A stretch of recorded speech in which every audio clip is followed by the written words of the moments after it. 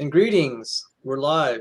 Welcome to the Evidence and Reasons for the Christian Faith video channel. I'm Salvador Cordova, and I'm joined here by my frequent co-host, Emery Moyna. I can sometimes get him on a Friday night because he's a graduate student in biology, and I'm wishing him well. I'm hoping that he'll graduate at the top of his class. He is a creationist, and it's just great to meet other science students and fellowship with them. This channel tends to cater to graduate students who are Christians in the sciences. So graduate students, college students, professors, professional researchers come to this channel, and I'm honored to serve them. And since even graduate students are human beings and people with ordinary everyday challenges, we cover some things about the Christian faith too and Christian living. We're not all nerd. 95%. Yeah, that's about right. So there'll be a scattering of topics related to Christian living, but then there's just a lot about graduate student and professional research living. Okay. Now, I was in aerospace. I was a engineer and scientist in the aerospace and defense industry, and then the Lord led me to get into biology and defend creationism. It's just amazing how the Lord would just direct someone. And it turns out that the background I had is now becoming really valuable, because this is an era where engineers are very much a vital part of biological exploration, because biology is full of machines, and engineers have the right skill set that will help them get alongside traditional biology researchers to help them conceptualize how things are put together. In fact, there's a funny section of Alan Herbert's video I've been talking about. Oh, Emery, there's a lot of noise coming out of your I know what that is. I'll get rid of it. Oh, thank you. There's a section on one of Alan Herbert's videos. I've been talking about his paper. It says, "Can biologists ever fix a radio?" And it was really funny. And he was trying to explain the methods of how a biologist might try to fix a radio. And, they'll ask for government grants to explore the architecture, and they'll chop it apart and examine the parts and do all sorts of things. And he said, look how an engineer would approach the problem. And it was kind of interesting. So greetings, Patrick Alexander and Utopia Buster. This is a random impromptu meeting. I felt LPP's channel was becoming kind of like not interesting to me, and there's hostility directed toward me over there because I've been very critical of Kent Hovind, and just like, I'm not here for this. And some of the discussions are just not, to me, not really good Christian apologetics that I'm hearing. It's not quality, and I will share what I consider quality tonight. Not me personally, but I will highlight what I'll put it in the words of I have a recording of a beloved pastor saying what converted him, and it was enzymes. And then we'll show Topoisomerase. So, and then there's news also related to David Platt, and a legal case that's also related to my situation. So, Emery, do you have any thoughts? I don't think we should really expect an open mic with a 10-person room to really attract intelligence. I mean, let's just be real here. The people who can get, and I know this from experience, the people who can dominate that kind of setting are people who are very opinionated and are not afraid to be rude to people, because they can talk over you. And I know this because I have been in those rooms, and I've had things I've wanted to say, and I've gone for hours and not been able to say them because I can't get a word in edgewise. Yeah. So unfortunately, the people who tend to have the highest opinion of themselves tend to know the least.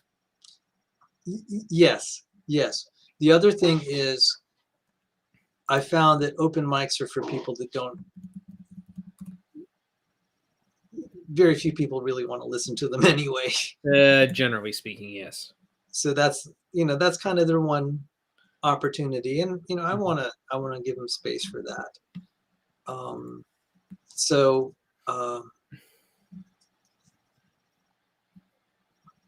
okay, so this is, let's see. I always feel when I say I'm a nerd, most people expect me to be like a LOTR. What's that? Lord of the Rings. Lord of the Rings nerd, or SW? Star Wars. Oh! When I say I'm a polyploid nerd, people look at me. Yeah. That's in response to Utopia Buster's comment. Okay. So since Patrick Alexander asked about Platts News, let me spool up. There first. Let me spool up what the for the uninitiated, what's going on. And I was calculating this out today when I broke the news that Platt's case was on the docket, Fairfax County Circuit Court. The reported annual budget is $25 million in McLean Bible. Over 10 years' time, that's $250 million. Tangible assets anywhere from $150 to $200 million. Tangible and cash assets, or whatever assets. You add that together over 10 years' time, that's $500 million. We're talking serious money here. And people have been saying, why are you so upset about, you're just arguing doctrine? It's like, no, it's $500 million. You're arguing way more than doctrine. And there's a lot at stake. And people said, Sal, why don't you just leave the church? And I've been thinking about that. And now that I thought about it, I said, God has positioned me to fight a bad guy. I could walk away and let him inflict harm on God's church. Or I could take some responsibility and say, I'm here. I'm well positioned to oppose this. And maybe I should.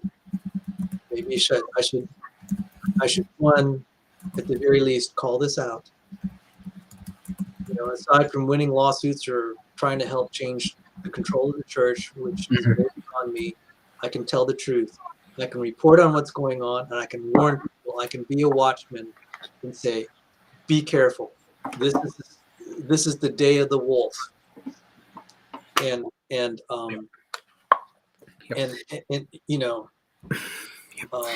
that's about, it's like, okay, I cannot necessarily depose them from office. Mm-hmm. I can tell people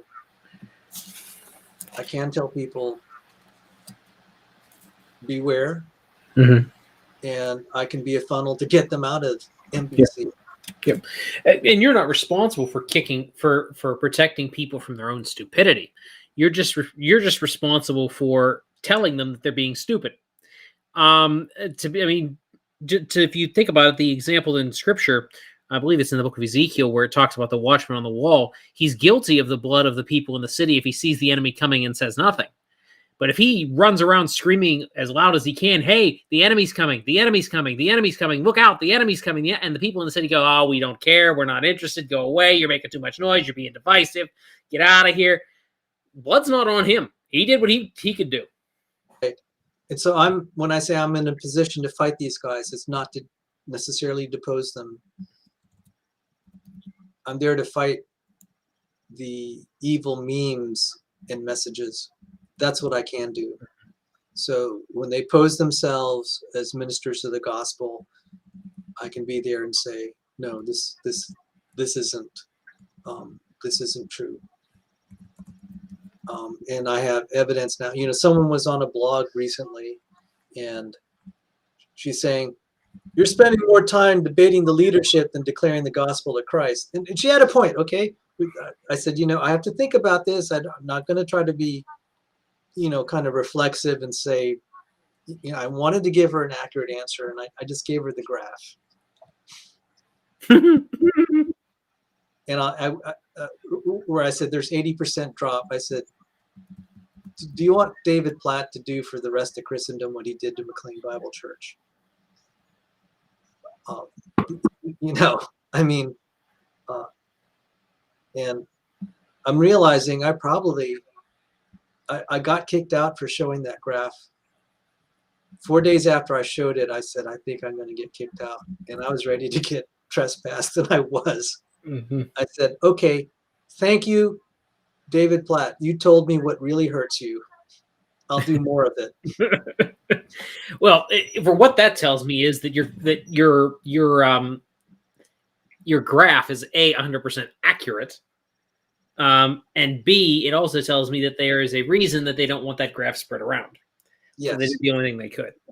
Yes.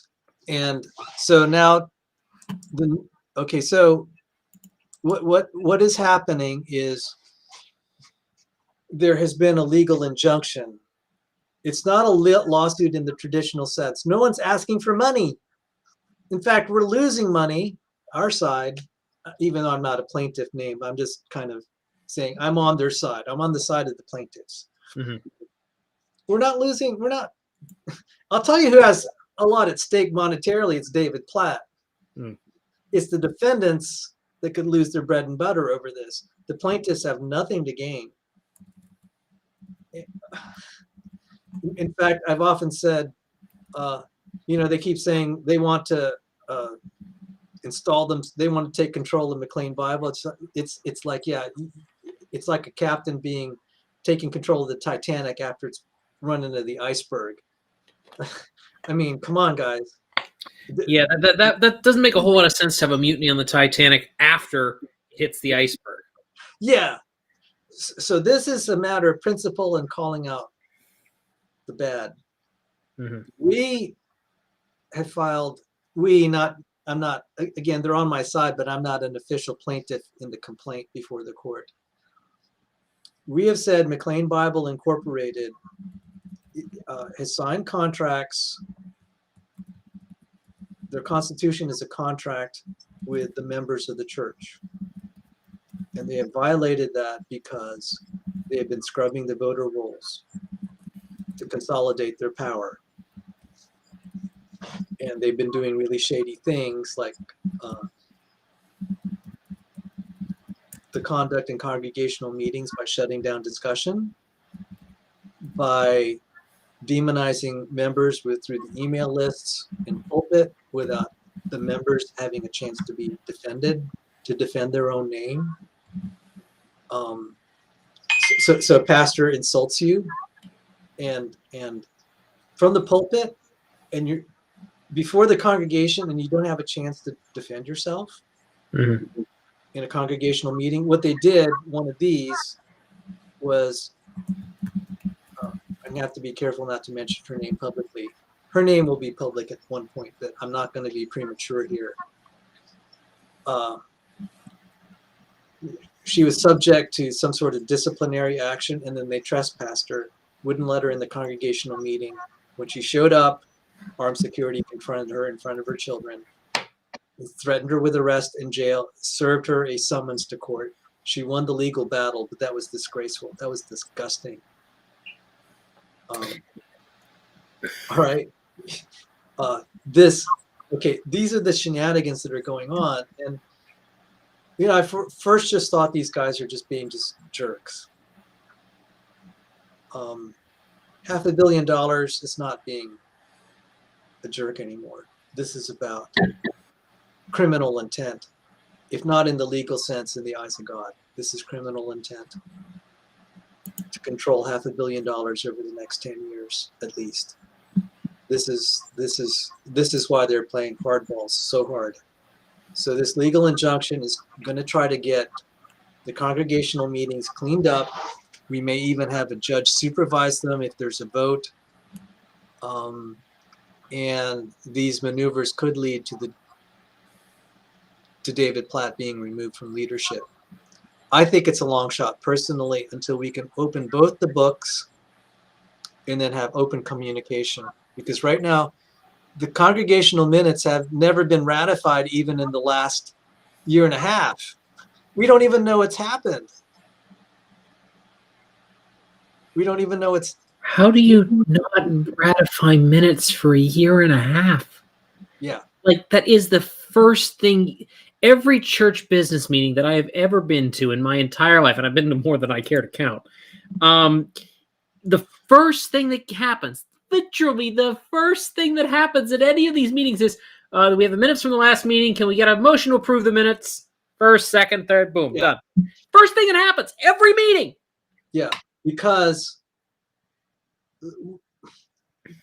we've speculated they don't want it recorded what was agreed upon, because this is levels of incrimination. And so okay, so Harry Stark asked what he came in. I said, okay, just briefly, I've been threatened with arrest in jail October 3rd. A young Christian mother, also the same thing, because we were asking questions and we're too close to figuring out that the church leadership could be misappropriating $500 million of money. $500 million, okay, over the next 10 years. Stakes are big. And so there are lawsuits that are related to invalidating the supposed votes. There could have been ballot stuffing, bad counts. But what was really bad is they were removing people from voter rolls without permission, without procedure. And they've been intimidating members. They have not allowed free discussion, and they've been saying things that are wholly false. And I know that because they were saying they sent a letter to the entire congregation about me personally, and it wasn't true. And so this is so there are legal motions in play. We haven't won everything that we need by a long shot. And I'm thinking, and I'm announcing this publicly now, I'm thinking about filing a legal action at some point to open the books. We don't know. There's a lot of dark money flowing in here, and someone could be using this as a conduit to kind of shovel dirty money, shall we say, for not very wholesome purposes. And we won't know until we get a forensic accountant in, and they're not opening their books. So remember, $500 million is a lot of money. If you even skim 1%, let's see, 500 million, 1% of that. If you skim 1% of that and pocket it, you're a rich guy. So, with a money pot like this, you don't know how it's going to go. Now, one thing I'll say is that money pot may be drying up, and it might only now at this point be a conduit for dirty money, because the congregation has left. 80% brick and mortar are gone, and the people that are left, there's no volunteer spirit. I don't see, there's hardly any volunteer spirit. They're always asking for more volunteers, for example. Maybe they shouldn't have shut down all those volunteer ministries. Yeah. So, okay. Patrick said he's very much, and I think Platt is very misguided and needs to go. Problem is, where will he go? To another target church? He might go to, he might become a chancellor of some theological seminary. So I call him Chancellor Platt Patine. Oh no! Probably what will happen if he gets forced out of NAM of McLean, he will probably get either another large church. He will maybe go plant a church somewhere, or he will get a cushy job in NAM somewhere. Well, Patrick asks a good question. What's to prevent Platt from selling the property? At this point, maybe nothing, except the few of us who are standing in front of his schemes, and he's backed up by probably Kevin Ezell, definitely Wade Burnett, Joe Carter. Oh my goodness, Joe Carter. We got a gang there, you know. You do. So Joe Carter's story for you. Joe Carter. I don't know if you read Megan Basham's article for the Daily Wire where she shredded Francis Collins and all the evangelical leaders who went around supporting Collins like he was God for the first year and a half to 2 years of the pandemic. Well, Joe Carter was mentioned in that article as one of the people. Oh, Patrick, that's awesome. But was mentioned in the article, and he, of course, objected to it. And he got dunked so hard, he literally deleted his whole Twitter. Like, Basham had so many facts and just came prepared with all the receipts that Carter couldn't handle it anymore and deleted Twitter. Oh, wow. Wait, you got to introduce me to that article. Okay, I will actually go get that article right now and drop it in the chat for everybody because it is a fantastic article. So, and you know, pay attention to Megan Basham. She is doing work on these people and exposing a lot of what the evangelical leadership has been up to. So she's someone to be paying attention to. Incidentally, she had after the article came out several days later, like 2 days later, she apparently had an interview scheduled with Francis Collins, and BioLogos just ripped her and said, nope, we're not doing the interview anymore. And that was the end of that. Oh, so, there's a connection there. Oh, she stepped on someone. Yeah. So Francis Collins founded BioLogos. So she hit a nerve. And of course, all the predictable types in quote unquote Big Eva, if you will, they all rallied around Francis Collins and said, or rallied around the people who were named as platforming him.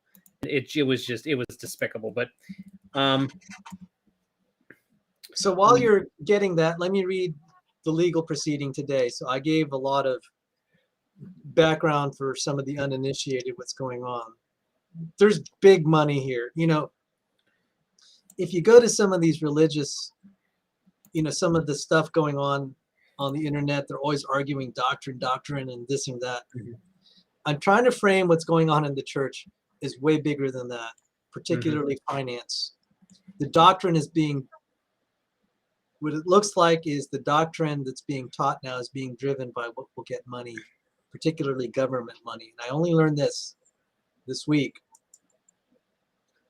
And again, $500 million is a lot of money. So just bear that in mind and try to see what this is all about. It's misappropriation.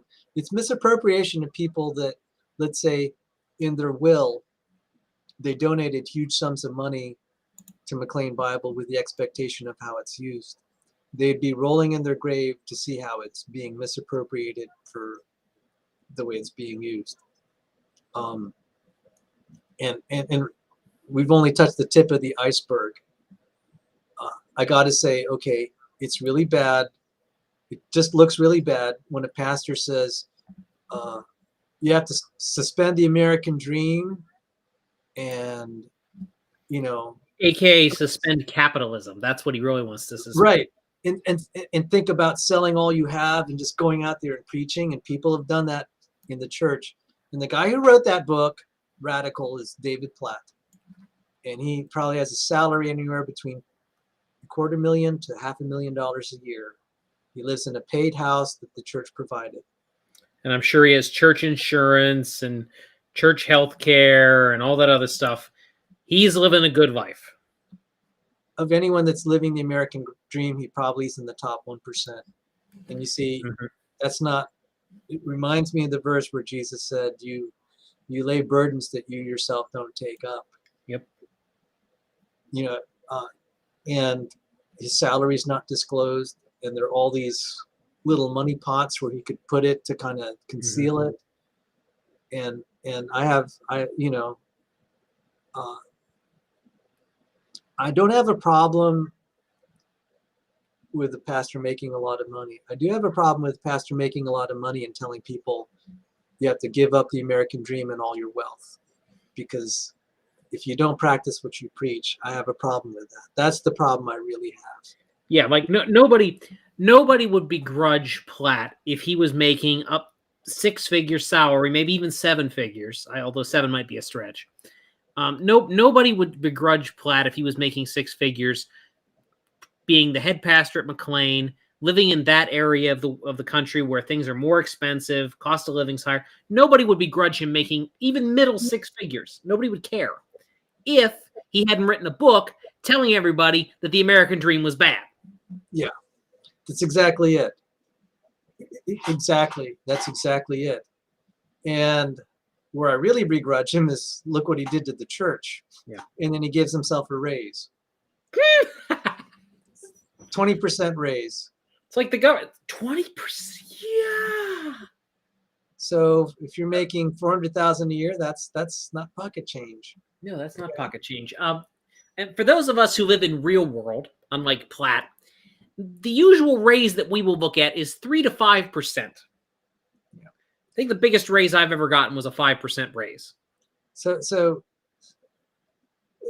you know, you lose 80% of your congregation, you're gonna fire some of the staff and give yourself a raise. Just doesn't look good. Well, you got to fire the staff so you can afford the raise. Exactly. And then you're going to lose more people from the congregation because you needed the staff to help them. So anyway, let's look at this. Integrity Law Firm PLLC, dedicated to solving your problems. That's the name of the law firm. The contact information there. For immediate release, February 18th, 2022. Fairfax, Virginia. Today, the Fairfax County Circuit Court gave a crucial victory to plaintiffs suing McLean Bible Church for alleged illegal denial of voting rights to church members. Steve Gaskins and 4 other plaintiffs, all current and former members of McLean Bible Church, filed suit in July alleging that Senior Pastor David Platt and the Board of Elders of MBC were illegally removing members from church membership rolls and placing them in inactive non-voting status in an effort to predetermine the outcome of congregational elections for 3 hand-picked candidates for the Board of Elders, the governing body of MBC. Plaintiffs noted that the MBC Constitution grants voting privileges at church business meetings to all active members over 16 years old. Plaintiffs also alleged that after losing a June vote, they did lose the June vote. Mm-hmm. They lost it, and they tried to say it wasn't, okay? But this is now in the court records. Plaintiffs also alleged that after losing the June vote, by the way, the defendants conceded they lost it, which is that's a big concession. I'm surprised they conceded that. Yeah. After losing a June vote on their chosen candidate for elder, Platt and the elders ended a decades-long practice of secret ballots for elder elections, forcing members to place their names on their ballots in order to vote, in an effort to intimidate members who worked on church staff into voting for candidates leadership supported at a second vote held in July. Defendants filed a demurrer in the case, arguing to the court that the plaintiffs had failed to plead a valid case for breach of contract. Judge John Tran in Fairfax County Circuit Court today denied the demurrer and allowed plaintiffs' breach of contract case to move forward. Following argument from counsel, Judge Tran ruled that plaintiffs have pleaded facts sufficient to state a case that defendants denied voting rights to members in violation of the MBC Constitution. This is the second consecutive court defeat for Platt and the MBC elders. The court had previously denied the defendant's motion to dismiss on alleged First Amendment grounds in December. Today's ruling means that discovery, oh man, yeah baby, that word. Today's ruling means that discovery can proceed and the case can move toward a jury trial. Oh, I could think of some things to depose Platt on. And it's going to be tough. It's going to be negotiating what things that Platt can. I am not an expert, and I don't play one on TV either. But I will be surprised if Platt does not try to settle this out of court, because he does not want to go through discovery. Well, this is the funny thing is there's not even a monetary settlement here. I know, but settlement would be him resigning. He might do that. He So, might. because Yeah, it baby. depends on how deep he is in the dirt. Pocket. Oh yeah. I mean, if there's enough dirt, and he's afraid of what Discovery might find, he might. Now, again, I'm not an expert. I'm not a legal expert. I suspect what will happen.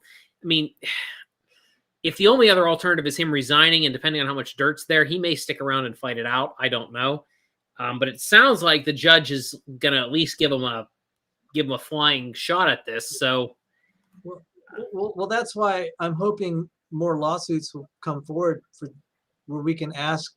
This may be limited just to the voting issue, right, but if enough, can you hang on? Someone's trying to call me. sure, yeah. I'll try and carry the stream until then. So, essentially, what we're looking at here, Platt keeps losing. This is like the second or third time he's lost in court, and with him continuing to lose, he's in a tough spot now because he now has to go through discovery. And for those who don't know what discovery is, that means he has to turn over any communications related to the lawsuit. That includes phone calls, email records, etc., text messages, that sort of thing. And there's a good possibility that the emails and texts and so on related to this, because they had to have coordinated this somehow, right? Well, I agree, Patrick, that Platt should resign, and also Mike Kelsey, that's the other pastor you're referring to. I agree, they all should resign. So should Wade Burnett, so should Joe Carter. But they won't. Good possibility they won't, because the woke never do that.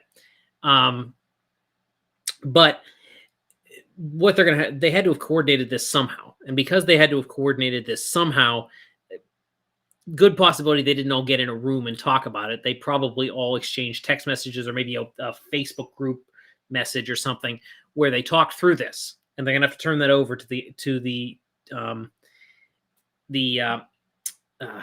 plaintiff's lawyers. And when the plaintiff's lawyers get a hold of that, that's the end of the case. The plaintiffs win.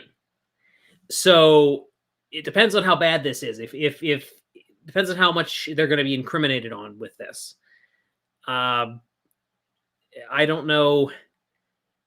I don't know how much is there. So I can't make comment on how much dirt is there, but there's dirt there somewhere. They wouldn't be trying to hide it. So this could get very, very interesting. Anyway, very interesting, because if something leaks out in even a little bit of a kernel, it could spawn another lawsuit and say we need to we found in these court records they're playing with the voter rolls, and the voters were upset about financial transparency, and another case might be developed there. Did I interrupt your train of thought? I totally did not hear. Not anything. At all. I was just trying to keep the stream alive until you could get back from the phone call. Okay, so Cindy Lincoln may be joining us. Okay. That's what the phone call was about. She's having a hard time getting in the side chat, and so we're going to try to fix that. But there should be some interesting things I need to. That'll probably be an interesting discussion here when she joins. But the topic will be the Day of the Wolf or something. But anyway, if I could read. Sure. Let me see. This is the second consecutive, actually it's the third defeat if we include the case of the woman who was dragged into court for trespassing. So this is actually but it was a different law firm. But anyway, this is the second consecutive court defeat for Platt and the NBC elders. The court had previously denied the defendant's motion to dismiss on alleged First Amendment grounds in December. They're saying that this is the religious thicket. Court dismissed that. Today's ruling means that discovery can proceed and the case can move toward a jury trial. Rick Boyer of Integrity Law Firm in Lynchburg, Virginia, attorney. Okay, Cindy's here. Hang on. Hang on, Cindy. I'm just going to keep reading this. Go ahead. Rick Boyer, Integrity Law Firm in Lynchburg, Virginia, attorney for the plaintiffs, responded to the court's ruling. We are pleased by the court's clear ruling today The elders at NBC have repeatedly violated the church constitution, destroyed NBC members' rights to a free and fair secret ballot, and illegally denied voting rights to members in good standing when they couldn't win a fair secret ballot otherwise. Mm-hmm. Of all places where truth and transparency should be expected, the church is that place. We look forward to a transparent trial and the opportunity to defend the Constitution of McLean Bible Church and the voting rights of its members. Plaintiff Steve Gaskin said, "We as members of McLean Bible Church are grateful that the judge denied the motion and let the case move forward to trial. Illegally denying church members their right to vote in an attempt to rig an election is a clear breach of church constitution. We are confident that the jury will see the same thing at trial. This case is about truth and justice. We ask only that the church do what is right, follow its constitution, and protect the rights of its members."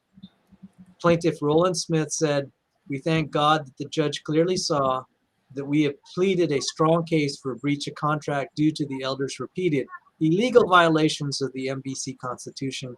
We look forward to a final determination at trial, protecting the rights of all NBC members to vote in selecting their leadership." So there you have it. So those were not the words of the judge. Those were the words of the plaintiff. Yes. And one reason this is a press release, they're not going to release. If they just dump the legal language, people would not really appreciate it. Nobody would understand what it meant.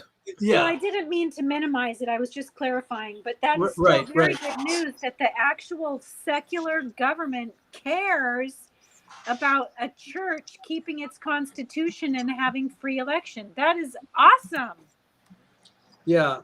You know, this wouldn't be such a big deal. People are framing this. It's like, well, just leave the church. I'm just like, and to let $500 million of God's money be misappropriated when you have a chance to stop it. That's a lot of money to be misappropriated to fund the socialist gospel. No. Mm-hmm. No. If you have it, I think there's a time to leave and a time to stay and fight. Even the apostles, there are times you could read in the book of Acts where they ran. That was the appropriate time. There's another time when they stood, fought, and died. And, I agree. If you run, you're basically just leaving the Lord's money and the Lord's kids to the wolves. Okay, I'm gonna take a slightly different tack on this. I agree that if there's a chance of winning, you should fight. But there's also a case to be made of let's not throw good money and time after bad. Like if you have, and I've made this argument before in other instances, if you have a big institution like NBC or the Southern Baptist Convention or any of these other really big institutions that are kind of listing woke or actually are woke in NBC's case, there's a point where if you don't have a very good chance of winning, you don't want to keep pouring money and time into an institution that is antithetical to your values. And that point you're going to have to divorce. And that's a decision everybody has to make at a different point. I can't sit down and say this. Now, I can sit down and say if they are actively teaching a false gospel, then get out. Or kick the false teacher out. And if you can't kick the false teacher out, then get out. But beyond that, I can't really draw that line. Everybody's got to draw that line with their own conscience. Yeah. And I feel the Bible's the guide. There's times when the Lord said, yes, stand and fight. And other times he gave them the all clear to leave. Because I've studied the question, Paul, like in my case, Paul was arguing in the synagogue until they threatened him and he left. But there's a time to stand and you get persecuted and you suffer. And so we have, it's not a matter of lack of courage on Paul's part. Yeah. It's where God had led him. Well, also you did kind of leave because you're not sitting under his teaching anymore. I was forced out. I was forced out. Yeah, Sal can't go on NBC. I will go to jail if I try to get communion at that church. I will be thrown in jail. That's just bizarre. Oh, But no kidding. nonetheless, just because you're not going there doesn't mean you can't fight for it. Right. Yeah, and so right now I'm on the sidelines, and Sort of. yeah, but and there are legal actions. There are more legal actions that may come down. Again, I'm trying to just convey this isn't a doctrinal fight. This is a fight over $500 million of God's money. And which gospel gets to use it? Yes. This is a big deal. If there were no money involved, it's like, yeah, this is just the internet. Change your channel. This you just switch the YouTube channel you're tuning into. No problem. But there's been a breach of trust where people had donated a lot of money with the expectation of how it's being used, and that trust has been broken. And that's wrong. And then there's been abuse of church members. The reputations attempted to be trashed, and there are poor elderly women that are being denigrated from the pulpit. I'm just like, how could you live with yourself unless you're a snake to say stuff like that from the pulpit? Are you kidding me? I'm not kidding you. They've been there. Some of them have been there 61 years, and they built the church. And Pastor Platt is insulting them from the pulpit, and they don't have a defense. He's demonizing them, and he's using the scriptures of Nehemiah, likening them to Sanballat and some of those guys. I'm just like, and he said, yeah, we've been through a lot this year, and it's like, yeah, you know who the real perpetrator is here. Yeah, Cindy. First of all, I don't believe we've met. So, hello, Emery Moyna. Hi, Emery. Nice to officially meet you. We met in our Teaching Yek Responsibly thing. Yes.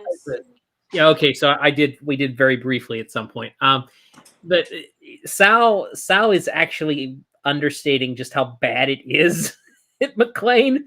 Like, I know you're kind of coming into this from the like you're about a year behind where everything is, and that's fine. I don't expect you to have followed it, but I've been talking to him about this for pretty much since the whole thing started. Like, they had an assistant pastor at McLean who is still there, who is, not to be rude, but he's black, who actually said in an interview that he did that he wanted to torch all white people. What? Yeah, this guy's a pastor. Like this is how bad this, and he's still on the staff. I shouldn't laugh, but it's too funny.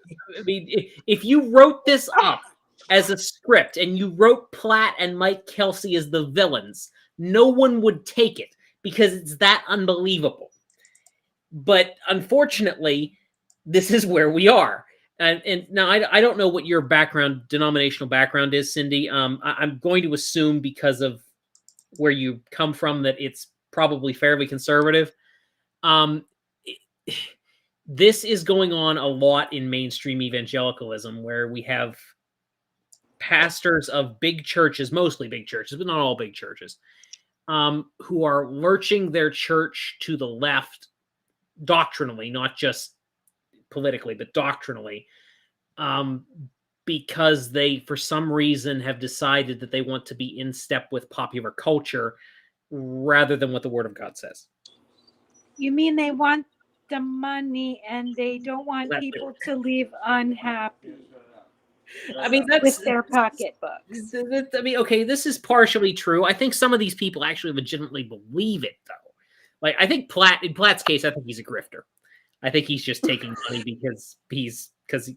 okay, Platt wrote a book, and I don't know if you heard this part. Platt wrote a book where he literally told everybody, sell everything, give up the American dream, and go preach, and takes a 6 or 7 figure salary.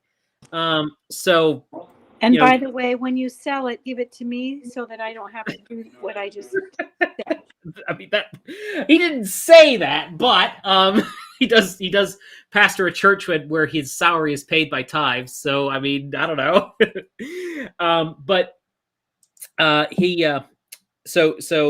he's a grifter probably. I just that tells me he's just in it for the money. But I think particularly a lot of the younger seminary trained guys, they actually believe this stuff. So they're not just taking money for it. They actually believe this garbage. Unfortunately, I understand.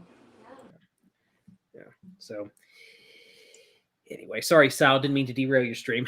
Oh, no. Actually, since you brought it up, I need to clean up my hard drive because I can't find that clip of Mike Kelsey. It's on your channel somewhere, isn't it, Sal? Didn't you upload the whole clip at some point? I can, you know what, I might be able to get away with running it. I don't have really high powered computers. If you want to send, just put the link in the private chat. I can share screen it and then do it that way if you want to do it that way. Oh yeah, good idea. That's the whole point of me showing up, Sal, so that I can run all the share screens. Yeah. Oh boy, why didn't I think it? See,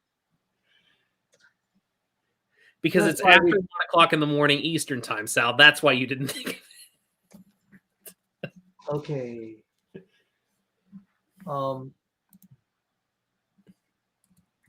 Let's see if I can find it here. Oh, this one caused a big scandal. And let's see.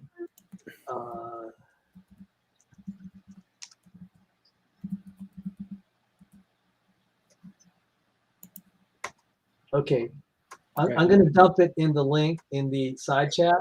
I mean, in the private, or sure. No, I'll dump it in the public chat. Sure. And if you could pick it up for the first few minutes, Sure. and you could do a share screen, and I'll give you priority on Sure. that. Give me a second to get a hold of that link. Yeah, I keep forgetting what we've told, who we've told, and yeah, I get that. Like, some people come into this and they have no clue, like, because they're just finding out about stuff that's happening. It happened, the stuff happened 2 years ago, and news doesn't always travel as fast as. I mean, the only I didn't find out about the woke stuff, and I'll just be honest with you, there were other people out there who were saying stuff long before I did, because I just didn't know about it. I moved in very conservative circles. We didn't have this problem. But, then I find out after the death of St. Floyd, oh my goodness, what is all this stuff going on? So let me get this share screen figured out here. I've never shared screen on Restream before, so let me figure this out. Did you say woke? Yes, ma'am, I did. That's progressive Christianity, right? Woke is not just progressive Christianity. Woke is essentially cultural Marxism. Some of it's mixed in with Christianity, some of it is not. The woke in the mainstream culture is just pure Marxism. But in the church, and there's a lot of Christians in mainstream evangelicalism who are going woke, it is trying to mix Marxism with Christianity, which is just a terrible, disastrous dumpster fire of a mixture. But it is what it is, unfortunately. In other words, they use this scripture to be a dictator. Something like that, yes. They don't even use the scriptures. Well, obviously they don't use the scriptures. They. Well, Emery was talking about Sanballat, and I was accused of the same thing. Wow. Kent uses that. That doesn't surprise me. I'm in shock that from the pulpit they are hurting elderly women, and somebody was pointing out, I'll tell you how egregious this was.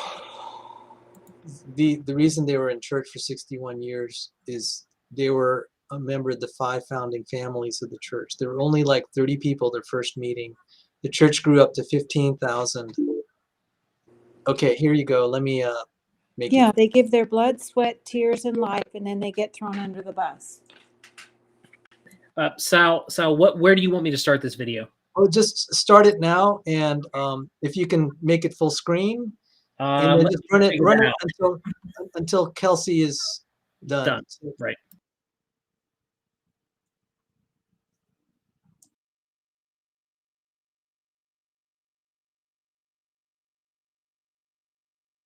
You have to share your audio.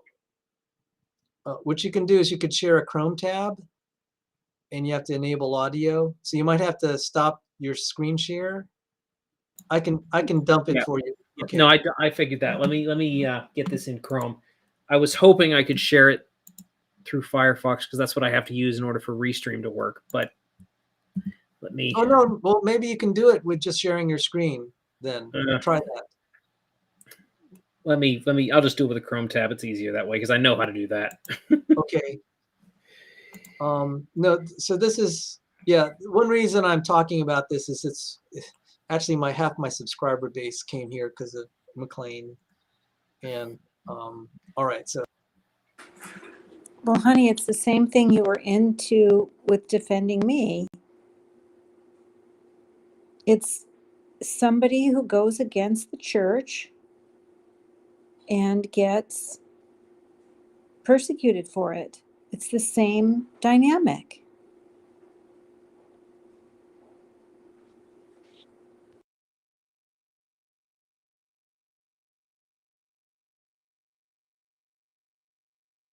I can't hear the audio, Emery. I can't either. Christian faith. Sorry about that. Let me see if I can figure it out. However, what I'm going to say are only my words. It doesn't represent necessarily the views of the apologist. Oh, why is it doing that? Let me try again.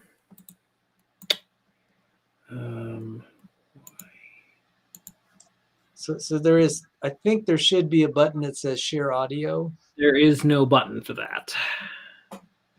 In the Chrome tab? Yeah, there is no option for that at all. There is just Can I try? Yeah, go. You go ahead and give it a shot because it's not working. Clearly, not going to work for me tonight. I don't know what the deal. I was hearing the audio, Emery. I just wasn't seeing the video. Oh, Sal, I can play the audio. I just have to leave my mic on. It might sound a little echoey, but I can play the audio. Let me try. Okay.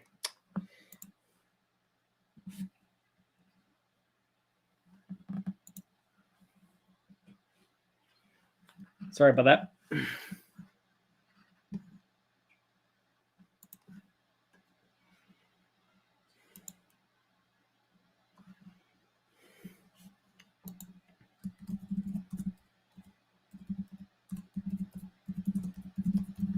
That man has the right. We have the obligation to give him a chance to clear his name. Hi, I'm Salvador Cordova. I've been a part of McLean Bible Church on and off for almost 40 years and was recently appointed to the leadership of McLean Bible Church's Apologetics, Evidence, and Reasons for the Christian Faith ministry. However, what I'm going to say are only my words. It doesn't represent necessarily the views of the apologetics ministry or anyone else at McLean. It is my words. I voted no on the June 30th congregational meeting. I voted no against the current leadership. I plan to vote no at the July 18th meeting. Though I think most of what is taught at McLean is right, there are some things that the leaders say that are disconcerting, such as this statement by lead pastor of culture and preaching, Mike Kelsey. Let me bring it up here.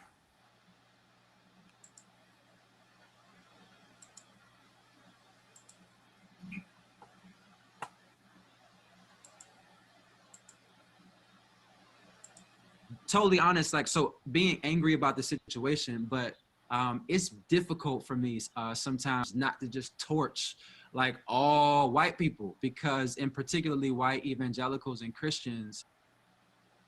Let me play it again. Totally honest, so being angry about the situation, but it's difficult for me sometimes not to just torch all white people, because in particularly white evangelicals and Christians.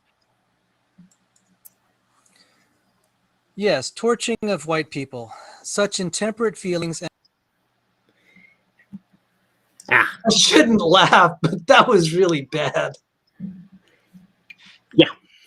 Yeah. Okay. Do you see what we were saying, Cindy? He's my pastor. How old is he? He looked young and really immature and not spirit-filled. Minus probably about 38. Yeah, he's mid to late 30s, I would guess. Yeah. He's older than me. That's for sure. Okay. He's in senior leadership. He's like the second highest ranking pastor there. And we have a lot of pastors, and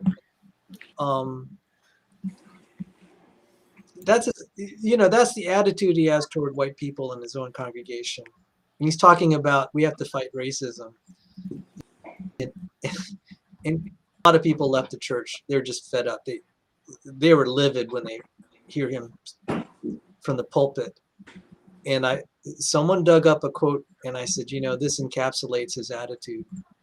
And a lot of people. So he wasn't just saying that, oh, I have difficulty controlling myself, but I know that the Lord doesn't want me to do this. This is actually what you're experiencing as his reigning attitude. Okay, Cindy, I think I need to explain a little bit of background here. I don't know, does the term critical race theory mean anything to you? No. Okay, then I need to explain what's going on. So critical race theory, it's essentially race Marxism. Basically, according to critical race theory, oh goodness, I'm blanking. It's too late at night. Critical race theory is this idea that that each identity group, and the Black, Latino, Asian, whatever, has their own way of understanding truth. So, like, in order to understand the Bible properly, I can't just read the Bible. I have to get input from Sal, because Sal's Asian, so he has a different perspective on the Bible than I do. I have to get input from the black guy down the street because he has a different perspective on the Bible than I do. And I have to get input from the LGBTQ couple down the street because they have a different perspective on the Bible than I do. In order for me to understand the text properly, I can't just read it. I have to get input from all these other identity groups because each one has a different, what's called lived experience. And by the way, for some reason, they assume that lived experiences for all these groups are identical. I'm sure Sal has a very different lived experience than someone from Korea does. But, they're lumped together because they're Asian. But again, that's what these people assume, that everybody who is quote unquote black has the same lived experiences as every other person who's quote unquote black. By the way, there's no black, there's no white. They're all nice little different shades of melanin. So that's a whole other thing. But, and what they say is that in order to right the past wrongs that have happened in this country towards quote unquote black people, we need to discriminate against white people in the present. And I'll give you an example of how this works in the church. I don't know if you know who Matt Chandler is, but if you don't, it's not really that important. He is a pastor in Texas, has a pretty big church, has worked with a lot of mainstream evangelical ministries. He actually said this, a version of this from his pulpit. He was looking for a pastor for his church, an associate pastor, an assistant pastor, or something like that. And he was working with a staffing agency to help find the right candidate.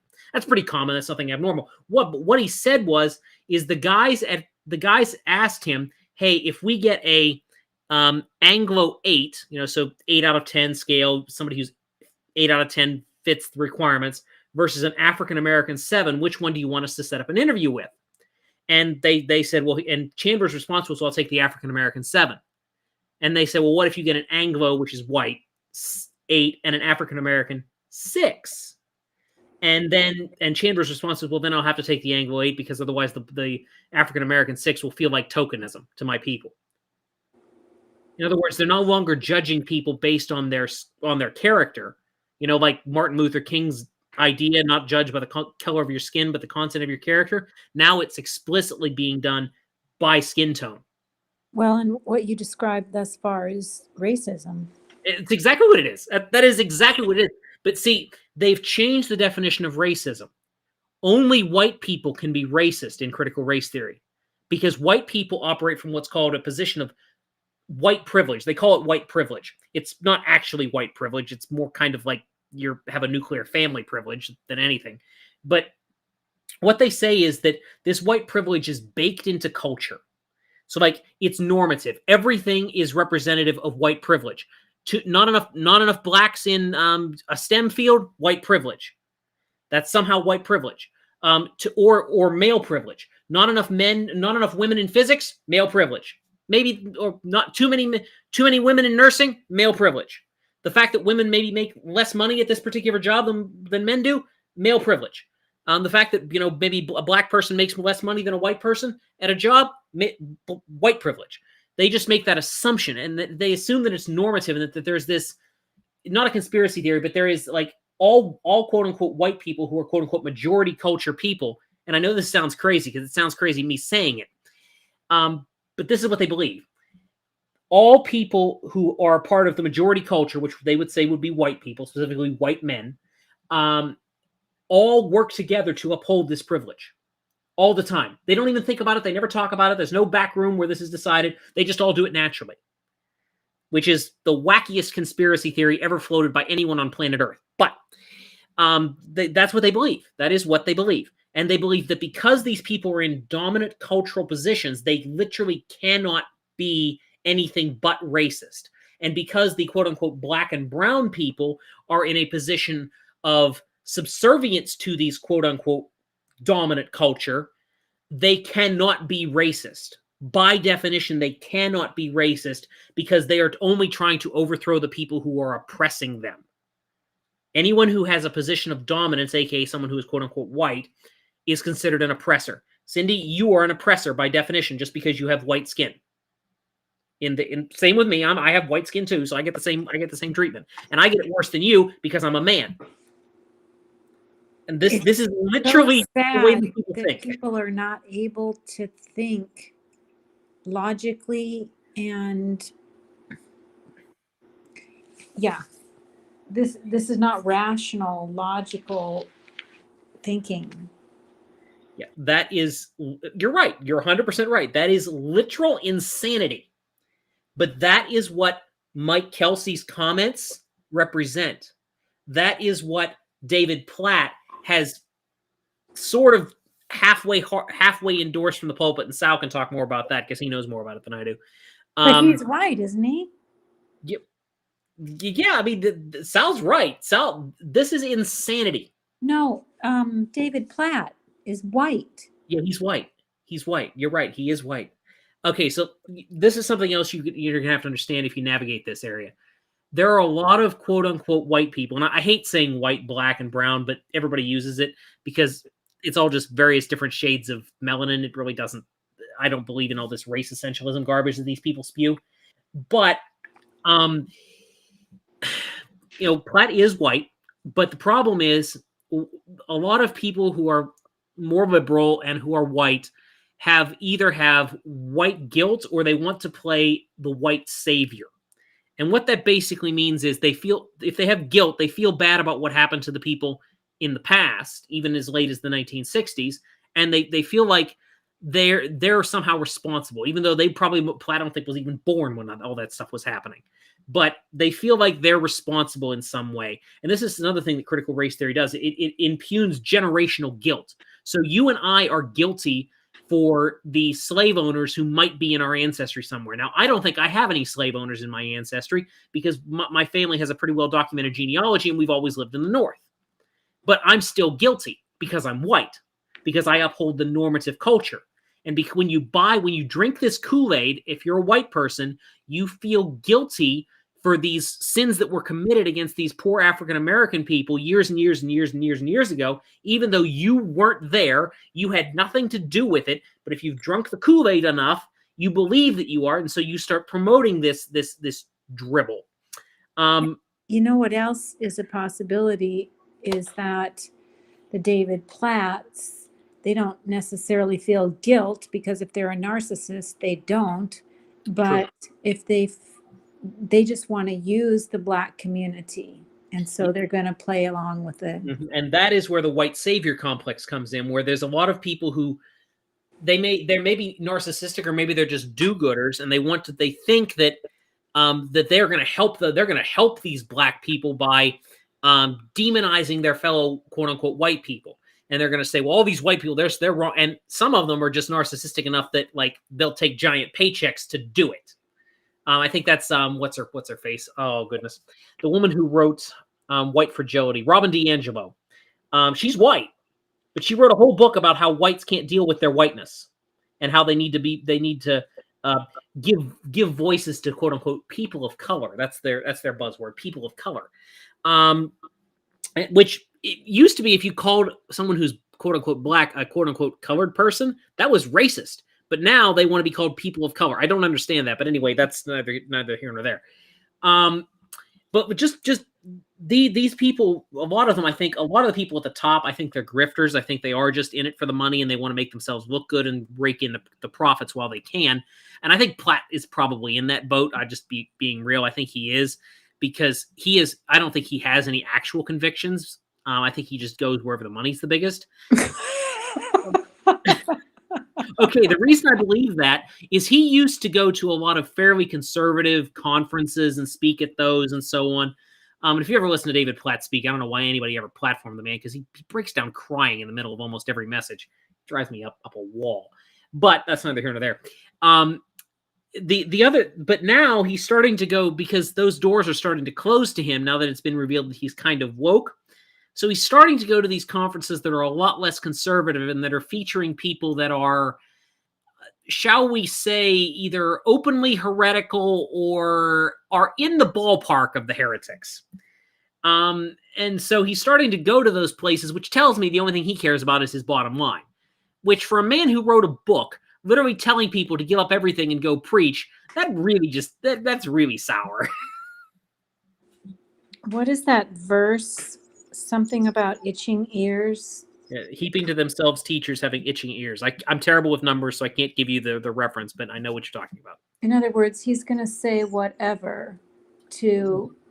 whatever gets him a following and whatever brings him cash. Thank you. That's correct. I mean, I don't know that he Wow, that is so evil. White that far, because he wants to maintain the veneer of Christianity, so I don't think he'll ever come out and say that homosexual marriage is good, but he might say, well, same-sex attraction is not sinful. He might say that, well, we need to love our transgender brothers more. And he might start saying, we might wish-wash it as much as he can. I don't know that he'll... Depends. I guess it depends on how bad it gets, because if it ever gets to a point where there's no profit in being Christian anymore, I don't suspect he'll be Christian any longer. But so long as there's money to be squeezed out of the Christians, I think he'll stay Christian. Wow. And for those listening and watching, I apologize for the rant I just went on. Well, it let you go get food, so it works for you, right? Yeah. So Matthew Atkinson's here. It is stupid, but I think the idea of the whole POC, good now, is because the word people comes first rather than color being first. Maybe. It puts humanity of person first or something. I mean, maybe. But well, in any case, I'm surprised, Cindy, you didn't pick up on. It's pretty bad when a pastor's saying he wants to torch. It's difficult for him not to torch white people. And a lot of yeah. I hear that, but I wanted to hear the whole context of it, and I didn't. Some people might say, "Well, I struggle with anger," and then say something good, but I didn't. But then they're not gonna. Well, that may have been the context, but it shows that he has a lot of resentment toward. And I said he ought to be benched. And having racism. That attitude, it's like, oh, okay, you can just think. Racism. What he said was purely about color. It wasn't about character. Mm-hmm. Yep. All right. And I mean, what you feel? The point is that he's disqualified himself as a pastor. Yeah, I mean, you have you have a congregation that's at least 50% white, and you're treating them like second-class citizens. That's the attitude that it came out in his other sermons. People that are part of McLean and left, they're fed up hearing. Yeah, didn't he preach he would go on these rants about all these white people and what they've done in the past, with the insinuation it's like, oh, you guys are guilty of that too here in this church. That was just offensive. Oh, yeah. Okay, so see, that gives me some context that this was not an isolated... No. Oh, okay. So in a 50%, you have all these problems. I'm sorry. Yeah, just to give you what was going on. we have all these problems with the government, with the whole thing with the bathroom. We have to be careful about what we talk about because I could get deplatformed from YouTube. So you'll know I won't use certain words, okay? Yeah. But we have all these issues like abortion, like all the looting and burning and murdering that was going on in our cities. We had the school teaching all sorts of garbage to the kids in terms, Which, just let me interrupt here, just to give a tiny bit of context, Cindy. I don't know if you've seen the headlines coming out of Virginia where they actually have some kiddie pornography in some of the school libraries. Yeah. Okay. Public schools. No. That's the same county that McLean is in. Right. And the my liquor stores and abortion clinics have priority. They needed to be opened during the COVID lockdowns because they're essential services, but churches had to be shut down. Okay. Then So it's what does Mike Kelsey and David Platt do when their church is shut down and they say this is a health risk, we're shutting down?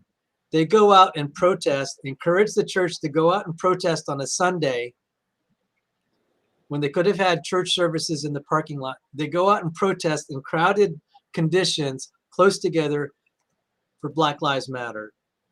And I said, that's your priority. And this is the movement that is torching and burning down cities, killing other Black people. And Mike Kelsey didn't say anything about his outrage of the behavior that was going on there. And he's like blaming it on white people. And it actually gets the church. That because Black Lives Matter explicitly calls for the destruction of the nuclear family. That is a part of their platform. Now, they've taken it off the internet now because they got a lot of backlash for it when it went up.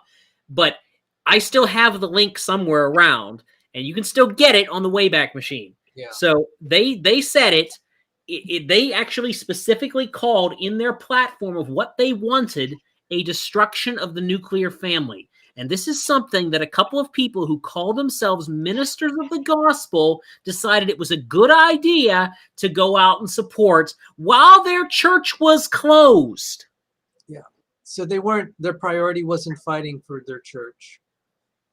I have two thoughts. First of all, Black lives are very badly hurt by the destruction of the nuclear family. And second of all, that gives way more context to Kelsey's use of the word torch. Well, he said to me that he meant inflammatory. He just wanted to, give them a piece of their mind. I'm just like, well, just okay, whatever. You just want to be angry at them or insult them. But you said torching was actually going on with looting and stuff. He's using those words while he's advocating for the Black Lives Matter, and cities are actually being literally torched. Yeah. And homes and businesses. Yeah, I don't. It's like that's a really stupid thing to say. Yes, and probably not coincidental. So I'm just like, whatever he means. Greetings, David Neff. It also sounds like if you're going to say that in front of a congregation that's 50% white, basically what you're trying to do is run off the white folks so that you can have the church to yourself. Am I missing something? We don't know, but the point is the church was run off. But yeah. I want to. Wow. I really didn't want to talk about too much of this topic. It's disgusting. Okay. Sorry. I apologize, Sal. I'm in a small town. Okay. You guys are in a huge city. I don't have any of that here. We have blacks and whites working next to each other. And to me, coming from California, where there's a lot of segregation, here in Alabama, there's a lot of no segregation and unity where we treat each other with respect. And it's been such a blessing. So this is really foreign to me. Yeah, I mean, that description is what we want. We just all want to get along, but unfortunately, there's a lot of people who are not interested in getting along. Well, I wanted to have really more talk about evolution and creation, and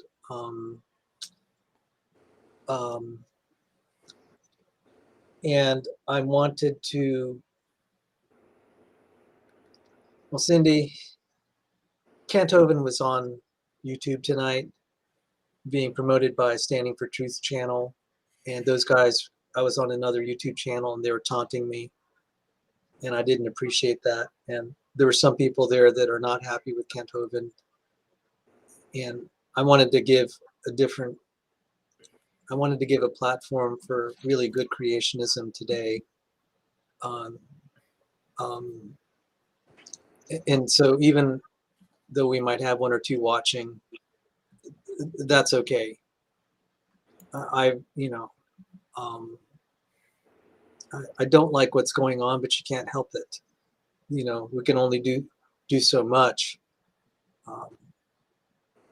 And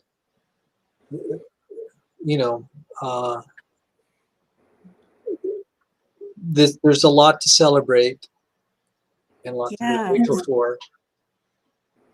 And so the environment that you were describing, where the government is saying that the church has less priority than those other two things that you said, liquor stores and whatever else, it makes it a double miracle that you got the victory that you got today. So let me share this here. I'm going to talk about this a little bit more. And Cindy actually found an archive of something I put together. The importance of what Joe DeWeese and my work. I'm going to put this in context. This is Lon Solomon, for those who don't know. He was the pastor of McLean Bible Church. And let me see if I could show. David Platt had me kicked out of church for making this graph. Let me see if I could find it now. Where did I put it? Apologies here. Let me see. While you're looking for that, let me just say that video that you have up on there about Lon is powerful. Wasn't that great? Really powerful. And I'm glad you found it, because that's one of the better things I've done. Yes, it's excellent. And it does talk about both science and archaeology. Where's Commander Pigeon when we need him?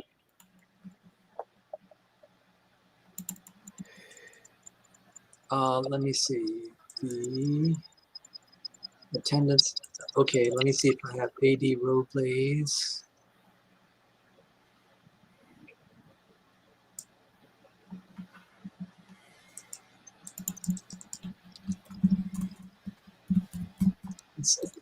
Okay, just to give context of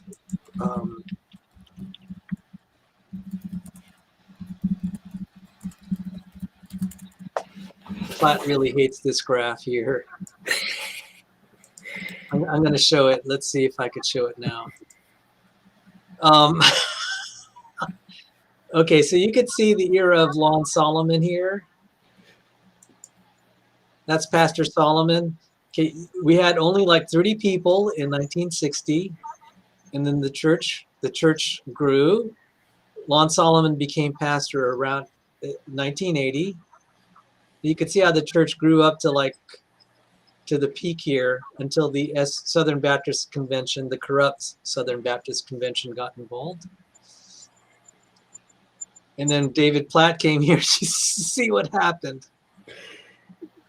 To be fair to Platt, I'm gonna be a little bit ornery here. To be fair to Platt, he did have to deal with 2020, and a lot of people in a lot of churches, not just NBC, just didn't come back when the church was reopened. Yes, but to be fair, also after the COVID lockdowns lifted, which this graph isn't. By this time that they're down to 4,000, they could be as low as 3,000 now. Churches that were conservative in the area absorb those ex-McLean members. They're breaking records for attendance. They're booming. And so I was trying. What? I was trying, Sal. I was trying to be nice. This is Try to be humiliating. This is humiliating. And he's saying, okay, he was saying we got to go out there and win the world. We got to go out there and convert and reach the lost. And I'm like, you can't even run a church. You can't even keep the guys you have. You want to duplicate what's happening in McLean across the world in Christendom? Heaven help us all. I'm all for duplicating what he did in McLean if and only if it drives the progressives out of the church. So let's hear. I'm going to play some clips of the Topoisomerase video, but I'll play Lon Solomon. I'll play this clip here, Lon Solomon. Guys in the chat, let me know if the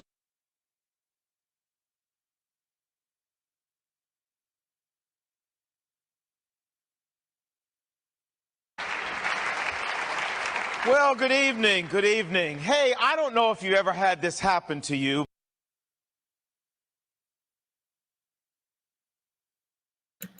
Sound went away. Have you ever been like walking along, kind of like the most unbelievable? Well, good evening. Good evening. Hey, I don't know if you ever had this happen to you. Well, good evening. Good evening. Hey, I don't know if you ever had this happen to you, but have you ever been like walking along or something and all of a sudden kind of like the most unbelievably overwhelming thought kind of hit you? I mean, it hit you so hard that you kind of just ended up standing back and going, wow, that's awesome. You ever have one of those? Well, I had one back in 1965. I've had a couple since. I had one back in 1965. In 1965, I was a 16-year-old Jewish high school student, and I'll save you the trouble, that makes me 54 today. And I'd made up my mind I wanted to be a scientist, and I had the opportunity to go to a 6-week summer science program run by the National Science Foundation at Virginia Tech. And so we were there, and in the afternoons we worked on individual research projects with professors, and in the morning we all studied a subject. And it just so happened that that summer the subject we all studied was enzymes. Now, I know a lot about enzymes after studying them for 6 weeks, and here's what I learned, a little bit of it. Enzymes are small protein molecules inside of your body that run around helping chemical reactions go faster. You say, well, how important are these enzymes? Well, they're pretty important. I mean, you remember that hamburger you had last Thursday? You would be trying tonight. You'd still be trying to digest it if it wasn't for enzymes in your body. Friends, without enzymes, not only could we not digest food, we could not walk, we couldn't breathe, we couldn't talk, we couldn't see. Every chemical reaction in your body is made possible by these enzymes, and there are thousands of them. And the interesting thing about them is that they are code specific. And what we mean by that is that every enzyme is coded to do only one job. And if that enzyme's missing, every other enzyme in your body doesn't pick up for it. You know, if they say, well, George enzyme isn't here today, so we're just going to do his job. No, it doesn't work that way. You know, if George is missing, nobody picks up and does his job. I mean, enzymes have a union contract, if you understand what I'm saying. And nobody does anybody else's work. And there are some awful sick people in our world today who are missing one enzyme out of thousands. There are some dead people in our world today who didn't have one enzyme out of thousands. And it's an amazing system that God has set up in your body and my body. Now, I remember learning all of this, and one day walking across campus at noontime back to my dorm for lunch, and I remember it was a bright sunny day, and I walked up to the steps of my dorm and I stood there, and I remember saying out loud, there has got to be a God. There has got to be a God. Now, friends, I had never read the Bible in my life. I'd never been to church in my life. I'd never had anybody tell me about this God in my life. What convinced me that there had to be a God was not that I'd read the Bible or gone to church or heard a sermon or listened to Billy Graham or anything like that. As a scientist, I became convinced there was a God simply by looking at the incredible complexity of human life, looking at the incredible complexity of the human body and saying, from a mathematical, scientific point of view, I've got to be honest, what they taught me in biology class about all of this happening by chance just doesn't make sense. There is no way all of this could happen by chance. There has got to be a God.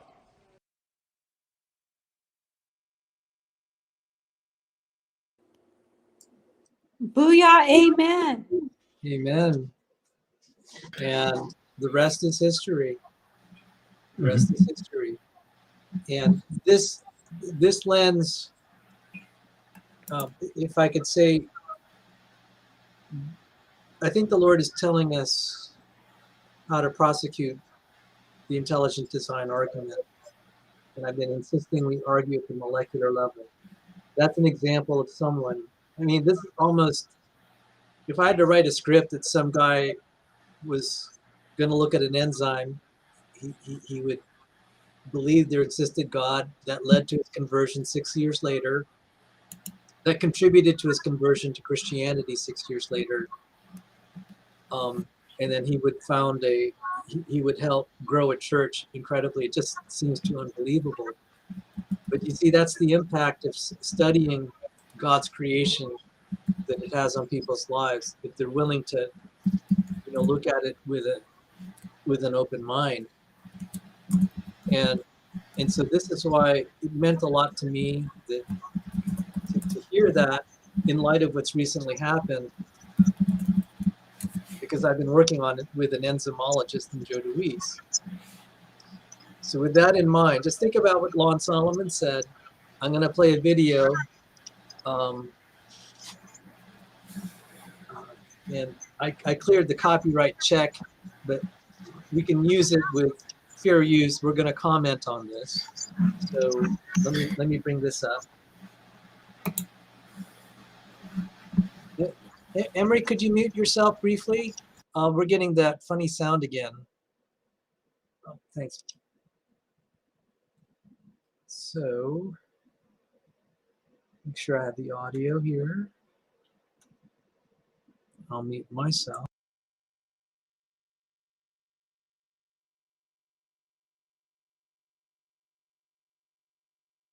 Mute myself.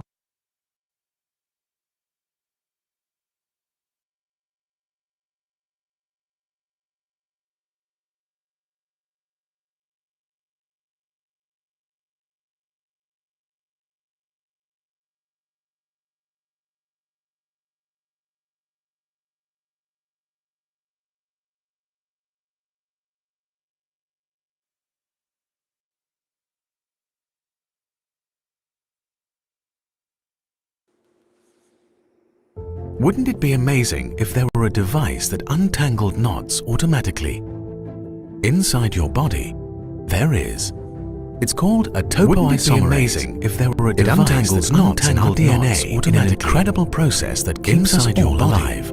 There is. DNA carries a topoisomerase required for your body to generate DNA in an incredible process that keeps us all alive. It must be copied in a process that carries a topoisomerase required for your body to generate DNA in an incredible process that keeps us all alive. It must be copied in a process that carries a topoisomerase required for your body to generate DNA in an incredible process that keeps us all alive. It must be copied in a process that carries a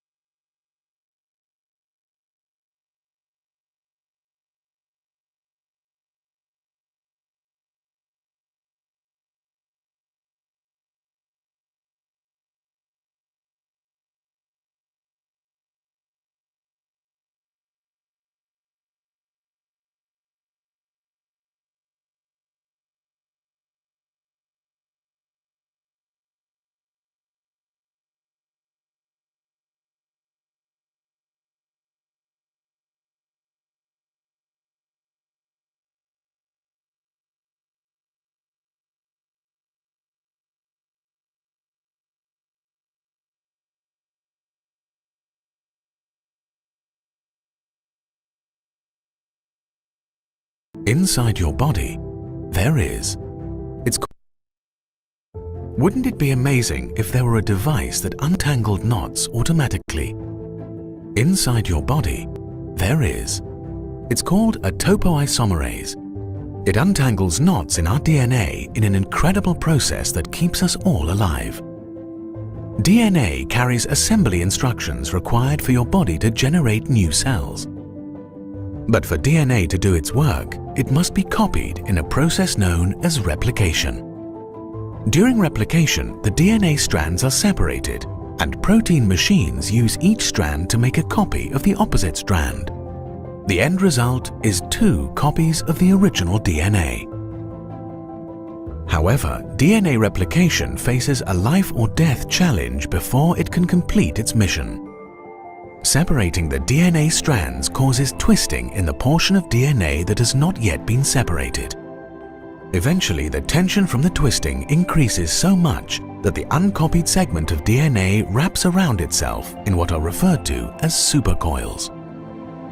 If nothing intervenes, this buildup of supercoils will completely shut down the DNA replication process, since the 2 strands can no longer be separated and your cells will die. Enter special proteins called topoisomerases to the rescue. Topoisomerases are amazing molecular machines that untangle knots. They come in 2 main types. Type 2 typically has 3 main sections: an upper gate, a middle gate, and a lower gate. Each gate can open or close during the protein's operation. A type 2 topoisomerase untangles DNA in 4 main steps. First, after 2 DNA segments enter through the top gate, it uses the middle gate to break one segment of DNA apart. Next, it passes the other DNA segment through this break. Then occurs the crucial step. The topoisomerase recombines the first DNA segment. The result is the elimination of 2 supercoils. Finally, now that the 2 DNA segments have been untangled, they are released by the topoisomerase. The second strand is released out the bottom and the first strand is released out the top. Of course, this is just a simple summary. The actual process is a lot more complicated. Get ready for a more detailed version of how this process may take place based upon the latest research. When we zoom in on the upper part of the topoisomerase, one of the 2 overlapping DNA segments enters the upper gate. It then binds to the middle gate. Now the second DNA segment enters the upper gate. The DNA in the middle gate is cut in 2 by the topoisomerase. 2 ATP molecules attach to the upper gate and the gate closes. One of the ATP molecules is broken apart into ADP and phosphate, releasing energy that may help keep the upper gate together during the next steps. The middle gate now opens and pulls the 2 halves of the broken DNA apart, creating a gap. Since the middle gate is connected to the broken ends, the DNA remains attached to it. The second DNA segment now moves through this gap. The middle gate closes and the attached DNA ends are reconnected. The upper gate rotates, which may prevent the second segment from moving back through the break. The remaining ATP molecule breaks apart, and the lower gate opens, allowing the second DNA segment to leave. Then the lower gate closes, the upper gate opens, and the first segment of DNA is finally released. The topoisomerase is now reset, ready to perform the same process all over again. The topoisomerase molecular machine is a wonder of the biological world. Its operation is highly orchestrated, displaying exquisite and intelligent design.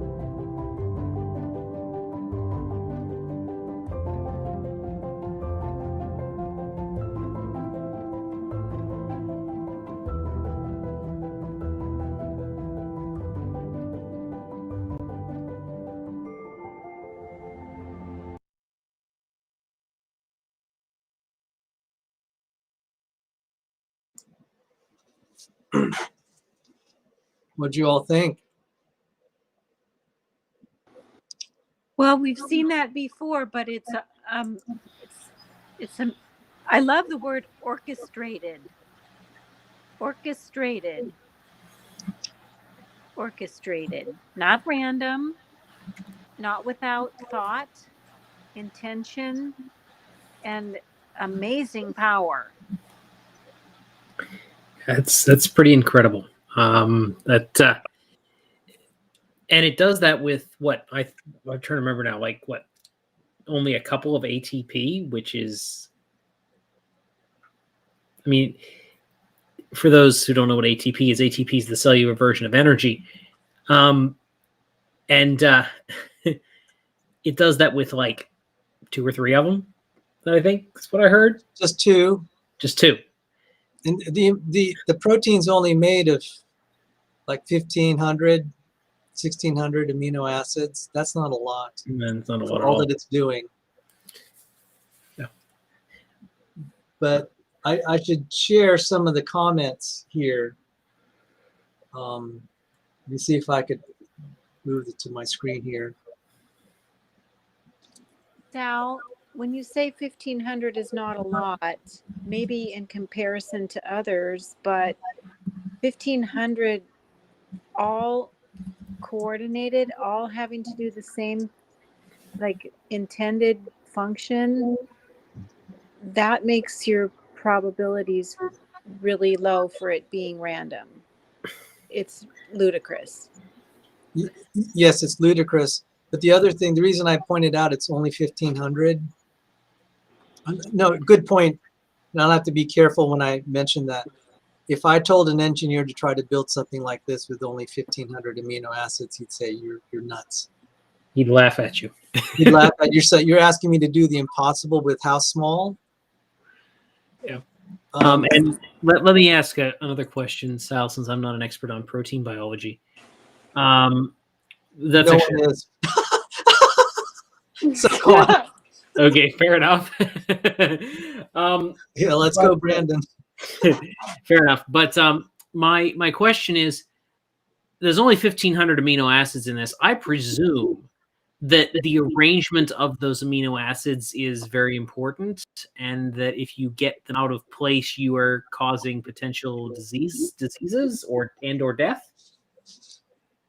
They're critical portions. That's correct. You could probably compromise a few, but there's some that are definitely like, this will break. One amino acid. There are some amino acids. If you knock them out, it's dead. And it has to be positioned correctly, because you can actually see it in the architecture. Some amino acids make the upper gate and then the middle gate, other that make the lower gate. Other amino acids make the ATP binding pockets that are the fuel storage tank. So yeah. That's kind of like what Lon was saying. There are people alive today with one enzyme missing that are sick or dead. Yeah. Does that mean like 1 out of 1,500? No. There are many enzymes, like topoisomerase is one enzyme, but it's made of the topoisomerase is made of 1,500 amino acids. There are other enzymes like helicase that are made of only 1,000 amino acids. And Lon made a little bit of a misstatement, because when he said you're alive today, some people are dead. It's like, no, they're dead if they're missing one enzyme. If you're missing the topoisomerase enzymes, you're dead. That's the basis of chemotherapy. We use it to disrupt topoisomerase action. There are other enzymes. If you're missing them, you're dead. Helicases would be in that group. Polymerases. And so, yeah.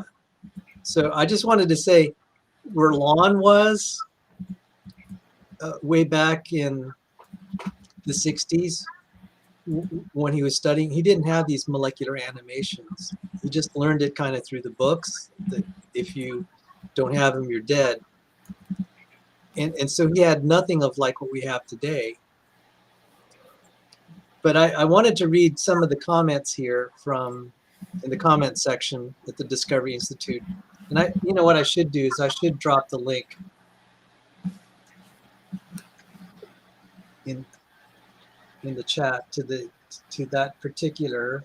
Sal, I discovered today that the Discovery Institute has a partner called the John 1010 Project, where your topoisomerase video, along with a bunch of other really awesome intelligent design videos, are copyright free, and they're promoting that you share them with your friends. Oh, thank you for telling me that. Yes. We'll have to look. Yes. Thank you, because I would like to share So- it here. Link the John 1010 Project. Thank you. Yeah. You just helped me immensely. So You could find the video on your topoisomerase on the Discovery Institute channel or on the John 1010 Project, but I think you'll have a copyright issue if you try and share it from the DI site. And I would like to say to your audience, share it. yes, Share it. look what happened to one man that studied this and how it changed his life, and it changed many people's lives. Yeah. So There has got to be a God. there's got to be a I God. love that. Now I want to point out, and this is where I get into arguments. I don't know of anyone that has studied the chimp human ancestry problem and afterwards said there's got to be a God. But I do know of people like Lon Solomon that had studied the origin of life, and after that study they said there's got to be a God. So I'm just pointing out, this is why, and I was really terse with you when you're trying to get me to review oh well, we lost Cindy. So in the meantime, is there an instruction for is the instruction for making topoisomerase contained in mRNA? Yes. Yes. And the mRNA is transcribed from the topoisomerase gene, which is DNA. So the DNA becomes RNA, and then it's used as the mRNA becomes the template that the ribosome uses to assemble the topoisomerase polypeptides. And the two polypeptides are expressed, and they merge together to be the homodimer that you saw. So I was saying I got really upset with Cindy, and I had to apologize because she was having me examine this human evolution question, and I got livid. I was really angry. I kept telling you, don't go there. And the reason I get so angry about that is you're going to the argument that is very weak, and it does, even if you win it, you don't get anywhere. The enzyme argument is very strong.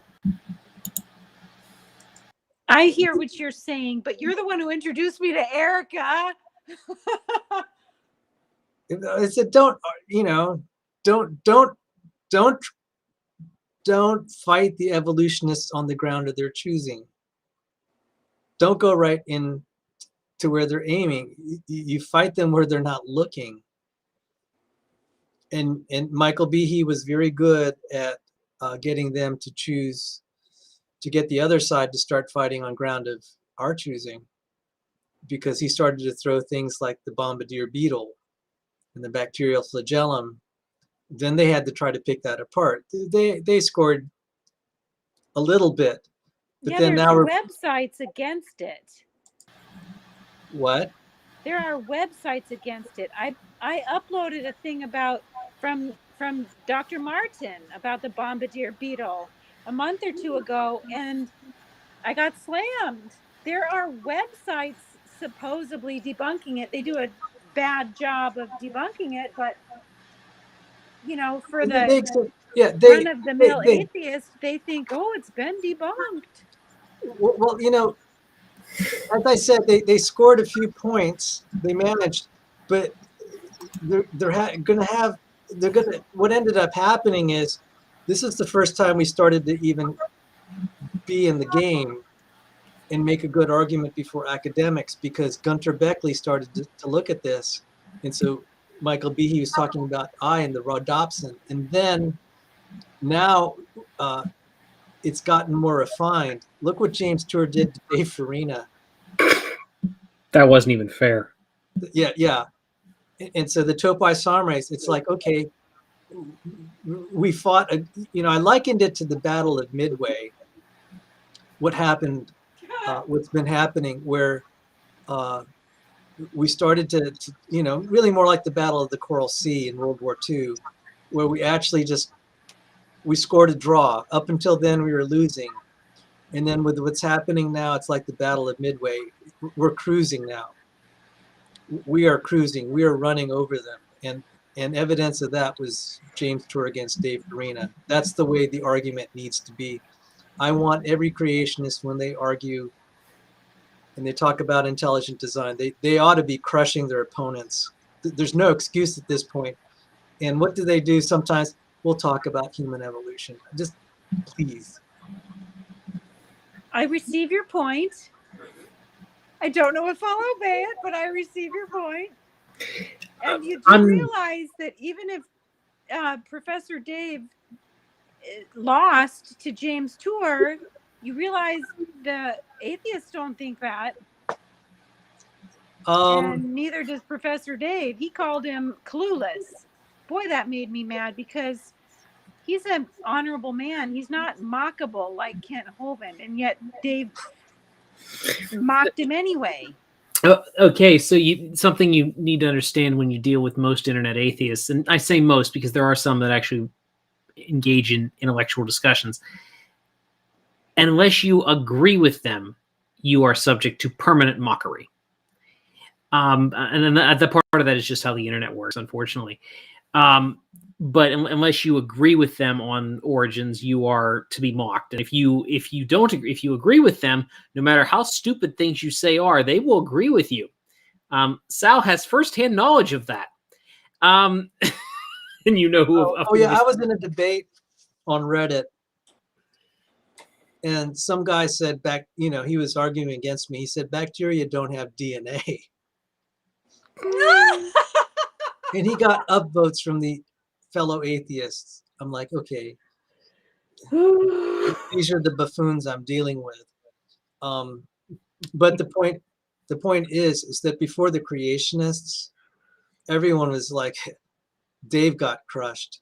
Farina he was obliterated. And that's what not before. Kind of decided. I mean, at first I was trying to reach the atheists, but now I'm trying to reach the Christians who are trying to defend their faith, because yes, what the atheists will reject, well, and they're going to say we accept it because we're stupid, but in reality, I believe we are throwing them a lifeline because it's not stupid. No, it's not stupid. It makes sense, and they need that. Some Christians, early Christians or questioning Christians, they need it to be stated. Yeah, exactly. And I think that is where the place for the chimp human discussion is. It's there. It is not in having the argument with the atheist, but it is valuable. It is. I think that's the place for it, because there are people who are Christians who are genuinely having to deal with that question, and so you're going to have to address it. But you don't take that into a debate. If you are going to have a debate with an atheist, that's probably not the best thing. Although, I mean, I think you could make a case. But it's tougher than making a case just by throwing that topoisomerase illustration up on the screen and letting it run for 2 minutes.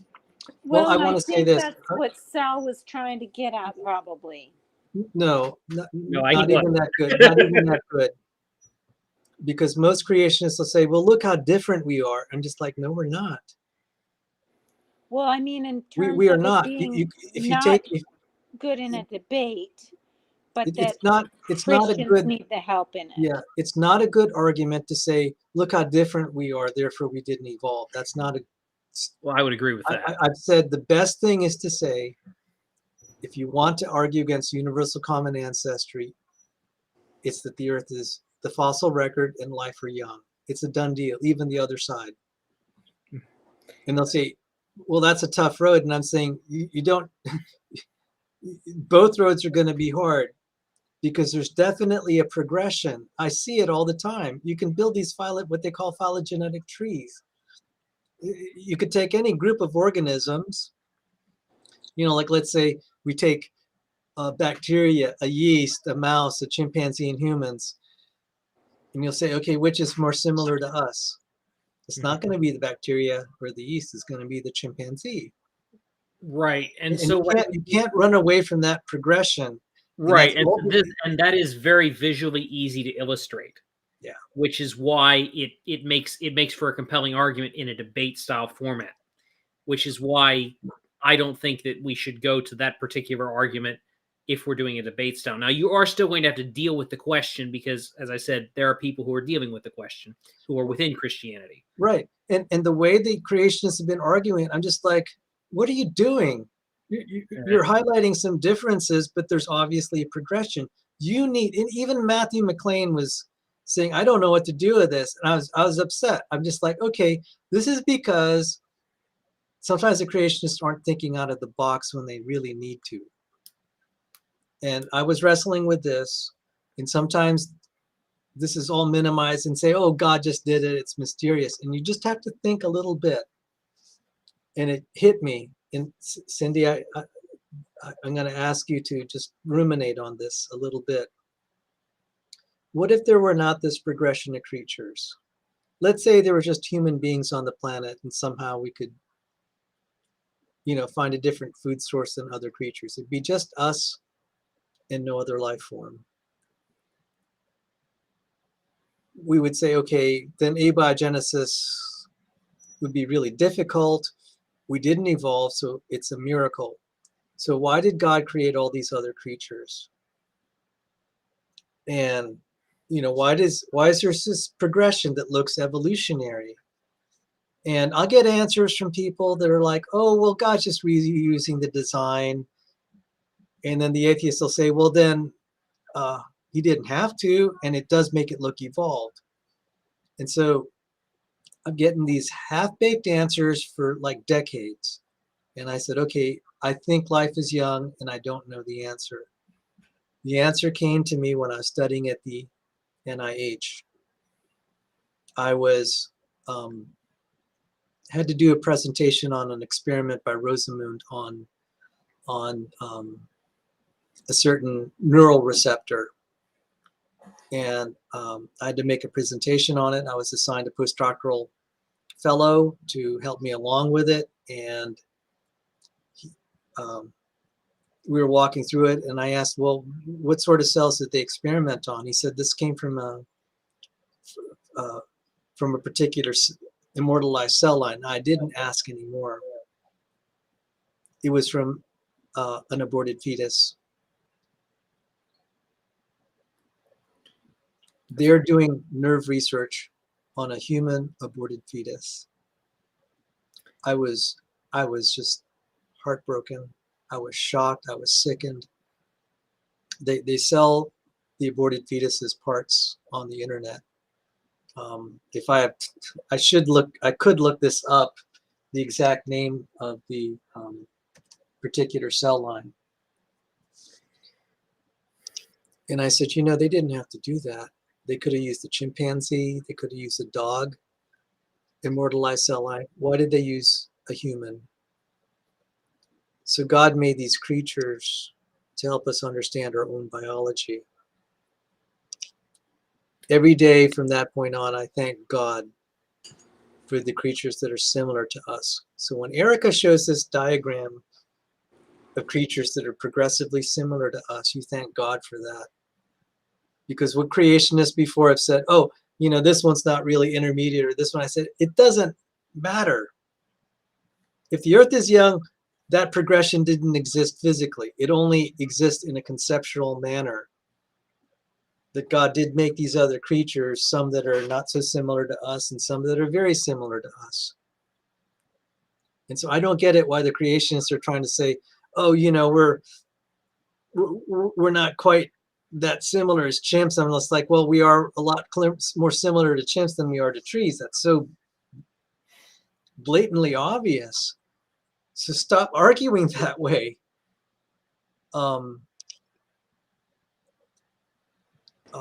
Yes, sir. And I guess I would never argue in a quantity way.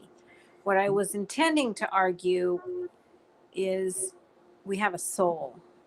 We're not an animal. Well, if the earth is young, there's not enough time to evolve. Even the evolutionists will concede that. There's no way we could be a common ancestor with a chimp if there's only 6,000 years. Just not enough time. It's finished. Yeah, but they think there is. Well, you're going to argue. If you're going to argue for a young Earth, why get into this other argument? Right, and I think where we should kind of go with this, if you're going to have that kind of discussion, you may as well just argue for an Earth being young, because like if the Earth is young, all the rest of the arguments just fade into the background. They mean nothing. Except abiogenesis and kind of the evolution of complexity. You can argue against abiogenesis even if there's an old Earth. And James Tour showed that. Pounded Farina into the ground. You can't do that with human chimp ancestry as effectively. But if you're introducing young life creationism, young Earth creationism, there's no need to be trying to argue this way. It's just not. I've never seen it successful, and what I'm trying to point out is, I don't think it's really helped the Christians. It never helped me. Yeah, well, I think when I heard Dwayne Gish, what it helped me was not say, oh my gosh, there's a God, but it helped me say, the scientists who are claiming that they have proven that we're related are standing on faulty reasoning or faulty analysis of the fossils. Right, and I think that is where it actually is helpful, is within a Christian audience where, okay, we believe the Bible is true, but we got to deal with this, and we got to deal with this, and we got to deal with this. Okay, let's give people the answers they need to deal with those questions. But to take that as a debate strategy, I think that's a poor one. Right, I agree with that. That I find actually help.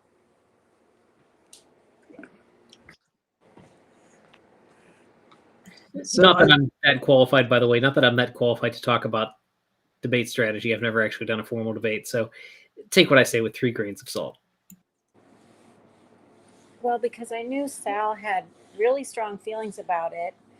And I obviously respect his opinion, but I couldn't understand his reasoning well enough to adopt it. And then when you said that differentiation between a debate strategy and just being able to rebut for a Christian, that helps. So the fundamental thing is, what I felt is, if one is, it's easy. It's very. I often say it's easy. ID is easy. Young Earth creationism is hard. It really is. And arguing against universal common ancestry, if people want to argue against it, and they're already trying to argue young Earth creationism, just argue young Earth creationism, because by arguing that the fossil record is young, you solve the problem of. Now, I thought that at one point you and I had talked about, because I am a geography major and I am into fossils and landforms and stuff. And I thought you had said at that another time when we talked that I shouldn't argue that I should argue just molecular.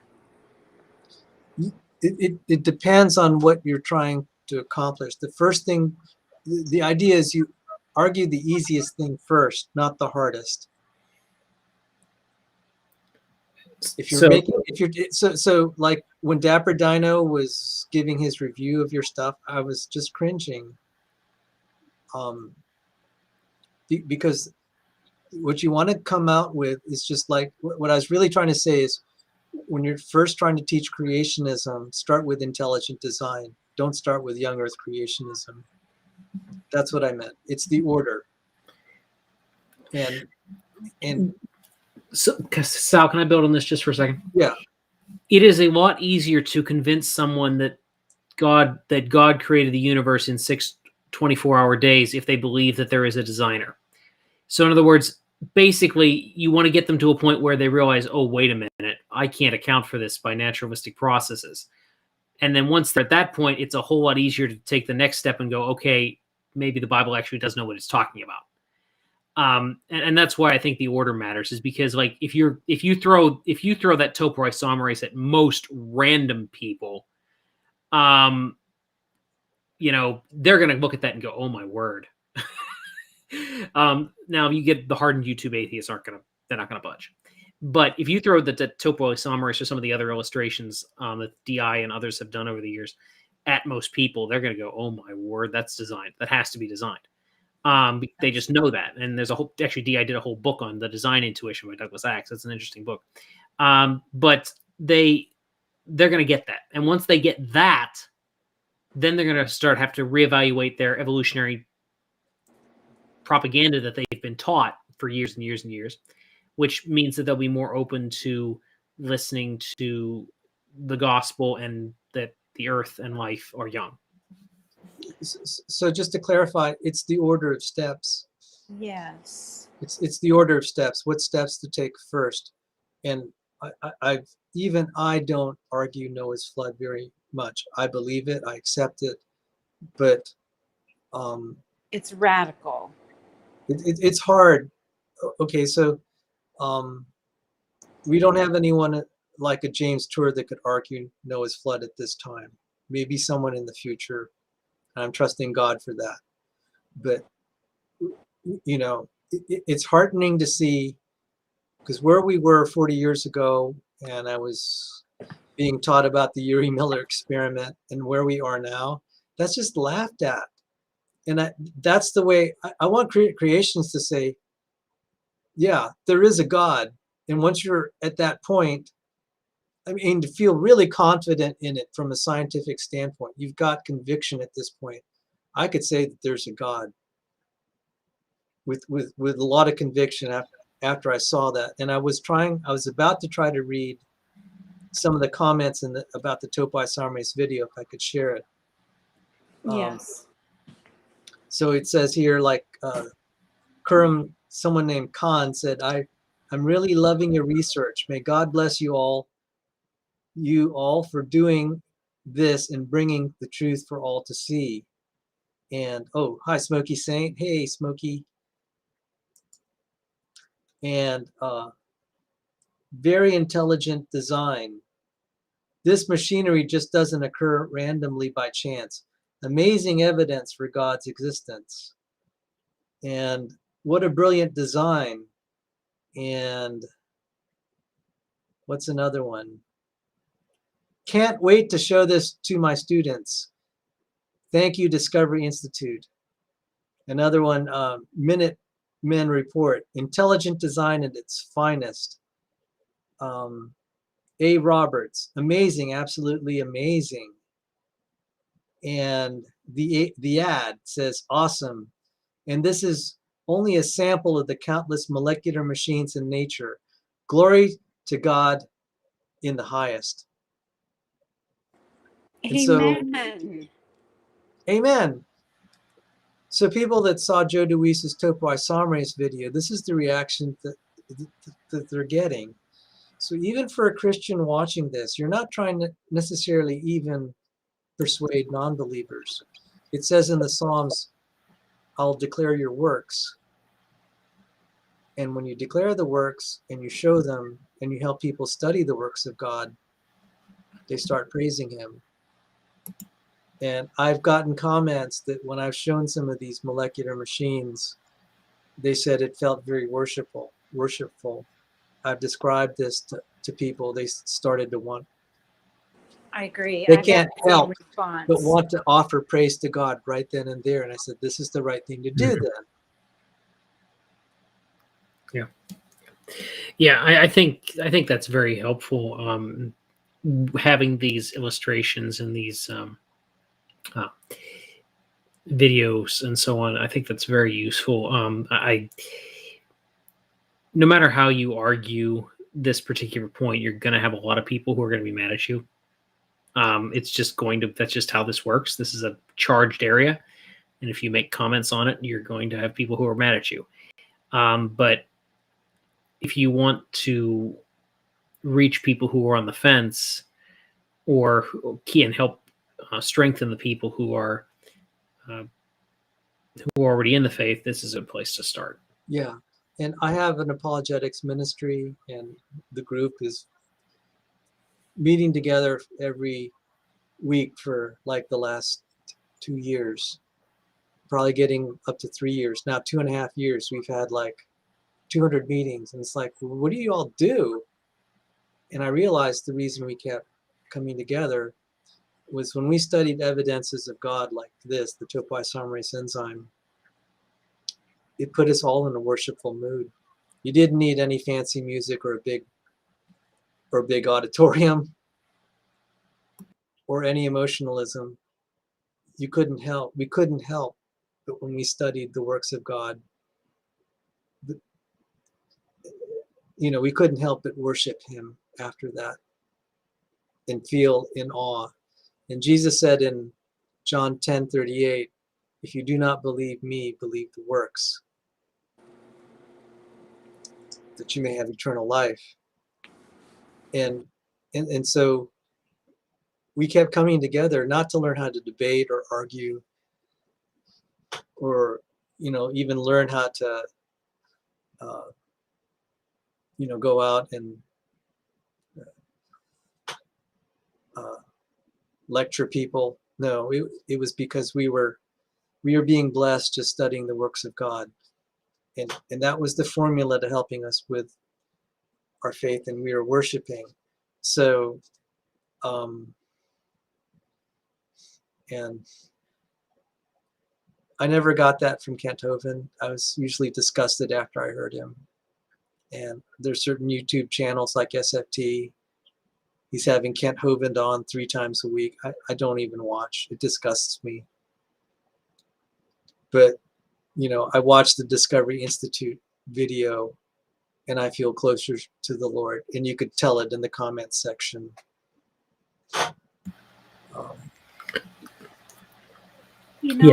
I was thinking when I was first looking for testimonies of agnostics or atheists who had converted to creationism, and then that's how I found Lon Solomon's. And then on my channel. Yeah. And then I realized, wait a minute, who proclaims his glory the most? His creation.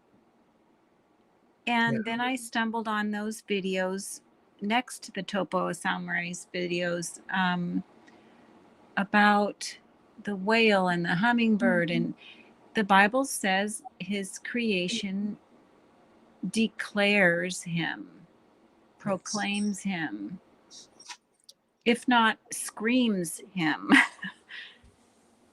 It screams there must be a creator. And so, on a lot of levels, it's like, it's not about us. We're not trying to glorify the messenger. We're glorifying the creator. So today, SFT got in my face, said, you're just jealous of Kent Hovind. Look at all the millions of souls he saved. I just wanted to puke. It's God who created. He should be the one getting the glory, because what he has made is helping people to believe. Yeah. And you know what? I have two things to say about that.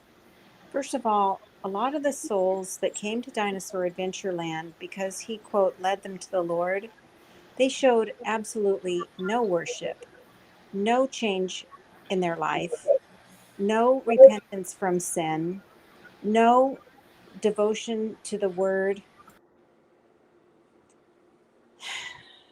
And secondly,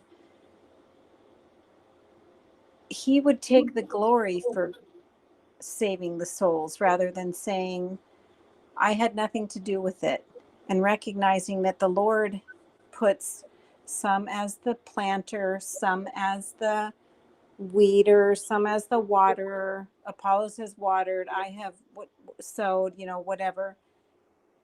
If he had the privilege of leading anybody to the Lord, it was because Jesus had already worked in that person's heart. Heart.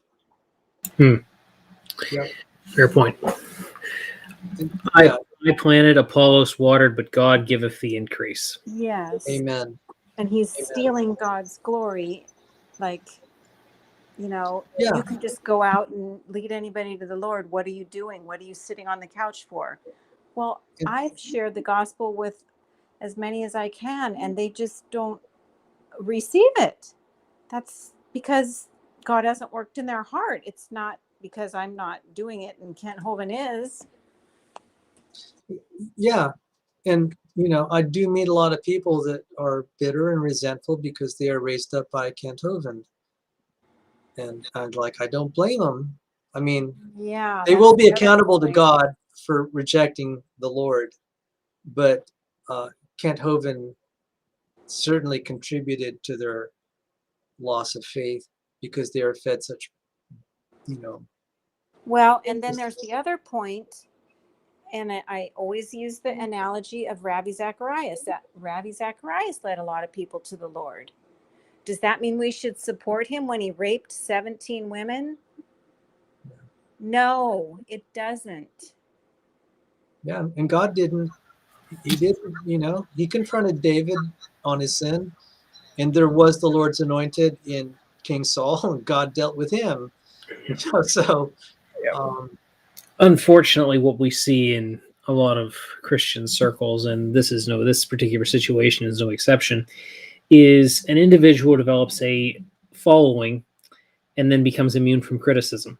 Yeah. We see this with, you could even with people who are a little less heterodox than Zacharias and Hovind. We could look at John Piper. I got attacked by somebody just tonight on social media just because I was pointing out that Piper was going a little bit woke, and they were all about defending Piper. Now, I'm not saying that Piper is good, bad, or indifferent, but he is a little bit woke.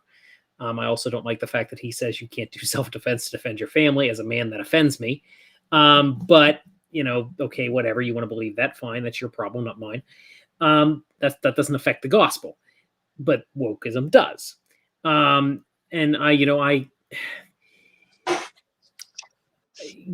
People get attached to various leaders who may have helped them at some point or other, and they want to defend them against whatever charge is being laid against them. And I get that. I understand that feeling. And I'm not trying to dismiss that. And I get that sometimes the attacks come from secular sources and they're heavily biased. And so the immediate instinct is, well, that they must be lying about such and such person. Well, sometimes that's true, but sometimes it isn't. And you need to realize that, such and such person, whoever that person might be, is fallible, is human, and is not, therefore, not perfect, and also may or may not be guilty of the things that are being said against them. And if they are, you need to recognize that, maybe they aren't the person you thought they were, and maybe you need to disassociate. Now, I'll be perfectly honest with you. I got into creation science because of Kent Hovind. That's way back in the day. That's back when I was, a teenager, which was a very long time ago at this point. But I got some friends of ours gave us some of his old DVDs. I think I still have them somewhere around. And I got interested because of that. But I haven't watched a video of his in years.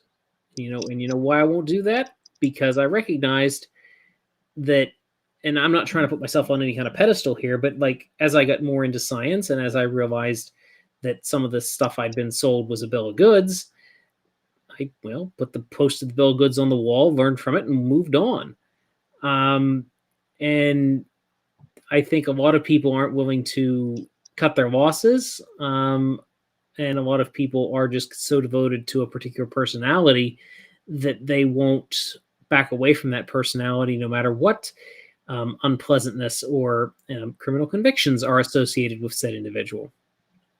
Plus, So he's a very, very, very good liar and a very convincing liar. Kind of like Sal was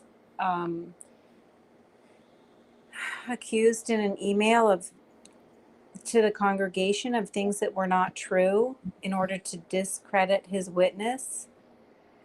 That's what Kent does. Like 100-fold. He did it to Theo. He did it to Mary. He did it to everybody who left with me. I'm not going to argue with you because I know nothing about it, but I'm not going to comment because I know nothing about it. Well, Right. I wanted to just also move the conversation a little bit back to the molecular side. Yes. It's almost 3 a.m. and so we'll have to quit soon. But I want some people to just kind of meet Joe DeWeese. So I'm going to play some of this for about 10 minutes and then we might call it a night. Thank you.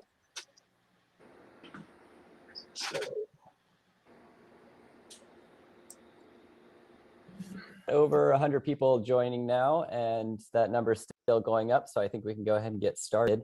Thanks for everyone that's joining on this lovely Saturday morning or evening, depending on where you're tuning in from. Welcome to another webinar from the Center for Science and Culture. Today's webinar, you'll be meeting Casey Luskin here in a moment and Joe DeWeese, and we'll be showing a brand new video from the Discovery Institute, which we're really excited about, a molecular animation of a particular enzyme of interest to our researcher today. So we'll be showing that briefly. Before we get started, I just wanted to let everyone know that the first half of this hour will be spending in conversation, talking about this video. And then the second half of the hour we'll spend taking your questions. So if you haven't used the Zoom Q&A feature before, feel free to look down at the bottom of your screen there. You'll see the Q&A box, click on that, and you can submit questions either anonymously or by name, whichever you prefer. And if it helps you get more comfortable using that, feel free to drop a little comment in there. You can let us know where you're joining from. It's always fun to see where people are joining our webinars from around the world, around the country. So feel free to do that. And I'll just start things off by introducing Casey Luskin. He is obviously a regular on here, so many of you know who he is. He is our Associate Director here at the Center for Science and Culture. He's our resident attorney, geologist, ID scholar. He wears many hats here. And today he'll be hosting this webinar and introducing our guest speaker as well. So I'll hand things over to Casey. Okay, thank you so much, Daniel, and welcome everyone to the Topoisomerase webinar. And I should also add, happy Darwin Day. Today is actually Darwin's birthday, and if you're into that kind of thing, some folks celebrate Darwin's birthday. It's also Abraham Lincoln's birthday, so happy birthday to President Abraham Lincoln. We've been looking forward to this webinar for quite some time because, for one, Professor Joe DeWeese is one of our favorite researchers to work with and also a great guy. But for two, you're all in for a special treat today as we premiere our latest molecular machine animation on topoisomerase. In fact, we thought that perhaps the best way to celebrate Darwin's birthday is to look at the exquisite design of molecular machines. And I don't think Darwin would have been offended by this. In fact, he said in a very famous quote that a fair result can be obtained only by fully stating and balancing the facts and arguments on both sides of each question. So it seems to me that we're honoring Darwin today by looking at evidence that might have challenged his view. And I don't think he would have had a problem with that. So this is now our fifth molecular machine animation that we've released. It joins other animations showcasing key cellular operations such as ATP synthase, which is involved with energy production, kinesin, which is involved with intracellular transport, the bacterial flagellum, which of course is how bacteria can swim around to find food, and protein synthesis, which is featured in the video Journey Inside the Cell. This video we're going to watch today, the topoisomerase video, premiered at Discovery Institute's Insiders Briefing last August, where we also had Professor DeWeese with us, and perhaps some of you were there, but the video was not shown in its entirety at that time. So we're very excited to premiere this video for you all today. So before we do that, let me briefly explain what you're going to see. This is an animation of the enzyme topoisomerase 2, which is an extremely important enzyme in your cells. It is designed to untangle knots and supercoils in DNA strands that arise during the process of DNA replication and transcription. And you're going to see how it untangles supercoils by grabbing two tangled DNA segments, which is a highly coordinated activity. And I think you're going to see this, the elegance of this process is another fantastic example of intelligent design in cells. So, okay, well, with that, let's watch the video. Wouldn't it be amazing if there were a device that untangled knots automatically? Inside your body, there is. It's called a topoisomerase. It untangles knots in our DNA in an incredible process that keeps us all alive. DNA carries assembly instructions required for your body to generate new cells. But for DNA to do its work, it must be copied in a process known as replication. During replication, the DNA strands are separated, and protein machines use each strand to make a copy of the opposite strand. The end result is 2 copies of the original DNA. However, DNA replication faces a life or death challenge before it can complete its mission. Separating the DNA strands causes twisting in the portion of DNA that has not yet been separated. Eventually, the tension from the twisting increases so much that the uncopied segment of DNA wraps around itself in what are referred to as supercoils. If nothing intervenes, this buildup of supercoils will completely shut down the DNA replication process, since the 2 strands can no longer be separated and your cells will die. Enter special proteins called topoisomerases to the rescue. Topoisomerases are amazing molecular machines that untangle knots. They come in 2 main types. Type 2 typically has 3 main sections: an upper gate, a middle gate, and a lower gate. Each gate can open or close during the protein's operation. A type 2 topoisomerase untangles DNA in 4 main steps. First, after 2 DNA segments enter through the top gate, it uses the middle gate to break one segment of DNA apart. Next, it passes the other DNA segment through this break. Then occurs the crucial step. The topoisomerase recombines the first DNA segment. The result is the elimination of 2 supercoils. Finally, now that the 2 DNA segments have been untangled, they are released by the topoisomerase. The second strand is released out the bottom and the first strand is released out the top. Of course, this is just a simple summary. The actual process is a lot more complicated. Get ready for a more detailed version of how this process may take place based upon the latest research. When we zoom in on the upper part of the topoisomerase, one of the 2 overlapping DNA segments enters the upper gate. It then binds to the middle gate. Now the second DNA segment enters the upper gate. The DNA in the middle gate is cut in 2 by the topoisomerase.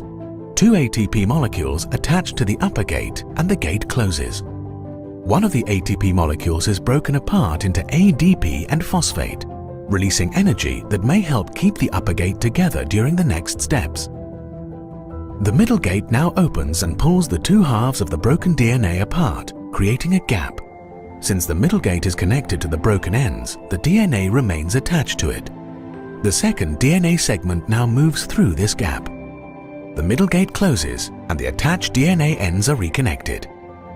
The upper gate rotates, which may prevent the second segment from moving back through the break. The remaining ATP molecule breaks apart, and the lower gate opens, allowing the second DNA segment to leave. Then the lower gate closes, the upper gate opens, and the first segment of DNA is finally released. The topoisomerase is now reset, ready to perform the same process all over again. The topoisomerase molecular machine is a wonder of the biological world. Its operation is highly orchestrated, displaying exquisite and intelligent design.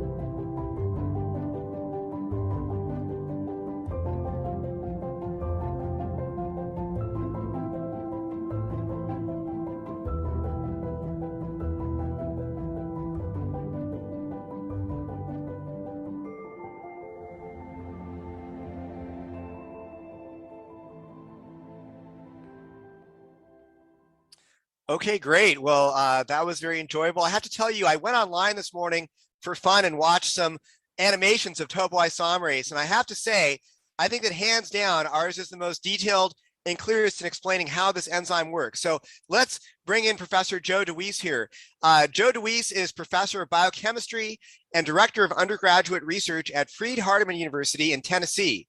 He earned his bachelor's in biochemistry from Freed-Hardeman and his PhD in biochemistry from Vanderbilt University in 2009. He also taught at Lipscomb University at the College of Pharmacy for 12 years in the areas of biochemistry, molecular biology, and anti-cancer pharmacology. And during that time, he has maintained an active research lab focusing on DNA topoisomerases and anti-cancer pharmacology. His research on topoisomerases has been published in top journals such as Biochemistry, Nucleic Acids Research, Chemical Research and Toxicology, ACS Omega, and the journal Nature. Joe is also a scientist whose research we've been funding as part of the ID 3.0 research program. So it's really wonderful to have you with us today, Joe. One thing that Joe and I have in common also, if it's okay to say this, is that we are both in households that are currently getting over COVID. So raise your hand if you're getting over COVID right now. But because of that, I hope our viewers are also not doing badly if they're getting over COVID. But I apologize if we're a little bit sniffly today during the conversation, because there's still some leftover symptoms. But Joe, thank you so much for coming on this webinar with us today.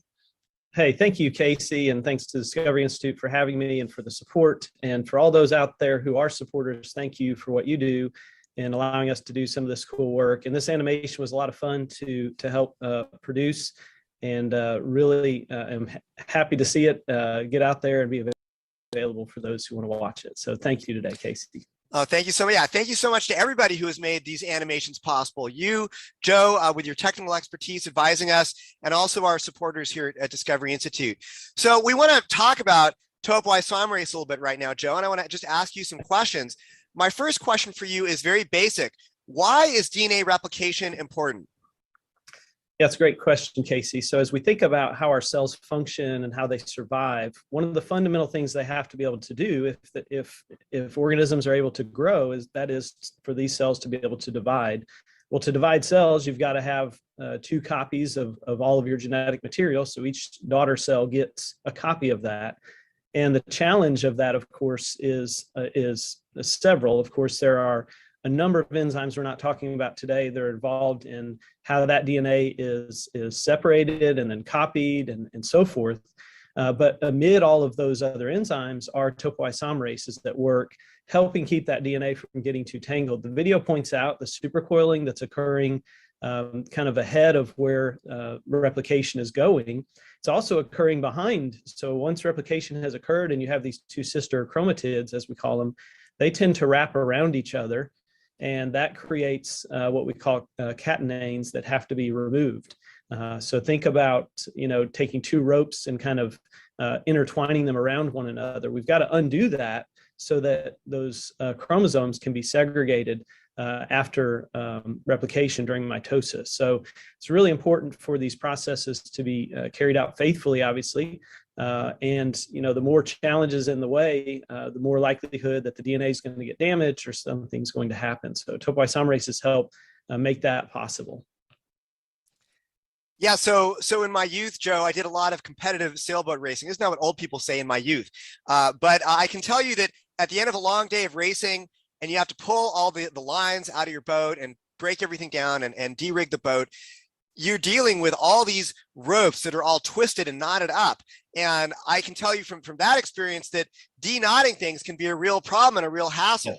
So these topoisomerase enzymes have to be pretty sophisticated to be able to do this. I mean, sometimes after a long day of sailing, it took all the mental energy I would have just to untangle all these lines. So where are these topoisomerase enzymes found? And can you elaborate a little bit more on what they are doing with regards to these supercoils? Yeah, that's a great point, Casey. I mean, everybody's familiar with the idea of, let's say ropes or extension cords getting tangled, right? We used to be able to give the analogy of a telephone cord. Nowadays people look at you like telephones don't have cords, right? But back when they did, and you had the phone hanging on the wall in the kitchen, that cord got tangled up pretty readily, and you'd always have to basically unclip it and let the cord wind itself out and then plug it back in. Well, our cells can't do that with DNA unless there's some mechanism to facilitate that. So for instance, in humans, we have 6 different enzymes that we're talking about here, 6 different topoisomerases. We have 4 of those that are considered what we call type 1, and 2 of those are considered type 2. There's some technical differences there, but if I were to just kind of give a basic summary of the difference, I would say the type 1 enzymes can make a single-stranded DNA break and untwist things that are supercoiled, whereas the type 2 enzymes can actually make that double-strand break like we saw in the video and unknot things. So not only can we deal with supercoils, let's say within an individual chromosome, but we can actually deal with knotting and tangling between 2 separate DNA molecules. So type 2 topoisomerases are uniquely suited to that. These are found in the nucleus of our cells. There are also some of them found in the mitochondria because we have a small piece of DNA in our mitochondria as well. And as far as we know, these are in all known life forms. Even the simplest microorganisms have topoisomerases in them, at least a couple, so that their DNA is able to be maintained just like other life forms. So these are at work all the time. There are topoisomerases that are working constantly, just even in cells that aren't dividing, just helping maintain the DNA. We haven't mentioned the idea of transcription. So replication is where we copy DNA. Transcription is where we make an RNA copy of DNA. So we take that DNA information and encode it into an RNA molecule, which then can be used to encode a protein or something else. Well, I'm going to, because this lecture went on for an hour and a half, I'm just going to pause it here. We can revisit it. And he was saying that all life forms that we're aware of have topoisomerase. I was talking about this, and Joel Duff was in the comments section. He said we didn't need topoisomerase in the first life form. And I was just like, I was a little irritated by that. It's like, how do you know that, Joel? Emery, are you there? Yes, I'm here. Sorry. So, people keep saying that, and I just like, do you have any proof? I mean, we have phages, but they're not cellular life forms that don't use topoisomerase. So, anyway, I just wanted to give the viewers kind of a little opportunity to hear Joe DeWeese in his own words, and he's very well spoken. And so, And he wears a bow tie that makes him look smarter. Well, sorry, it's 3 o'clock in the morning. That every life form, if you've got DNA, you need an untangler. There are some, like viruses, that don't need the untangling, but you can argue that that viruses aren't life forms, and one way to really make it solid is cellular life. Viruses are not cellular life. Cellular life needs a lot more DNA. A parasite like a virus doesn't need that much DNA because they're relying on the DNA of their host, the cell that they're parasitizing. So well, that was my next point, they're parasitic. They require DNA in their host. Exactly. They're not self-sufficient. Yeah. So these people, these evolutionists will just say, oh, there's no, the first life form didn't need DNA. I said, if you're talking about cellular life, do you have any experimental proof of that? And if you're talking about a virus, viruses are basically parasitic by nature. Most cases that I know of, I would think you would. And it's 3 o'clock in the morning, so if I'm not getting something right, I'm going to blame the time. If there's no pre-existing cell, then you have a problem because the virus can't replicate. Oh, that's a good one. It can't exist without a host. That's right. And actually, even Dr. Dan had mentioned that he thinks there's a possibility that all viruses had a cellular origin. So, I mean, I don't know. I can't quote him. I'll have to, that's the way I remember it. So, Dr. Dan, if I misquoted you, sorry. But, I doubt you'd have a virus just laying out there by itself in a primordial soup. It's not going to last long. No. It has no food source. Yeah, no host. I mean, that was also the whole thing with COVID, is if you just leave the virus by itself, there's a good chance it's just going to break down and not live. So, or not do what it's, it won't be viable anymore. So, so that irritated me. Joel Duff would just say, first life forms didn't need topoisomerase. Well, he could say stuff like that. It could be total garbage with no citation. Mm-hmm. He was channeling Kent Hovind there, I find that saying stuff that's complete total garbage with no citation is acceptable when they do it, but not when we do it. Yeah. Yeah. And I will point out that even if let's just grant for the sake of argument that Dr. Duff is an honest intermarketer. I don't think he is, but let's just grant for the sake of argument that he actually is. How could you possibly prove that? Because we don't have the first life form, whatever the first life form was, even if you grant universal common ancestry. How could you possibly demonstrate that the first life form did not need topoisomerase? You are trying to prove a negative. You can't even, logically, that's not even possible. But they can make the claim and just spit it out there and pretend like it's a dunk on the Discovery Institute. That's probably what I'll say the next time he says anything like that in the side chat. I'll say, the citation be appreciated, because otherwise you're channeling Kent Hovind here. He will be very angry if you say that. You make it all on your blog about you, on his blog about you. Now, Sal, was this thing with Joe DeWeese, is it now uploaded? Yes. Yes. So if it's not on the John 1010 website, I would hope it would be. What I did was I have a test website where I upload videos and see if I get flagged for copyright. And they said there's no issues at this time. So it doesn't mean that there won't be issues in the future, but at least for now, there's not an obvious claim. And what'll happen is they'll alert the Discovery Institute, and then the Discovery Institute, if they, they say, "Oh, that's all right, you can reuse it," they won't take action.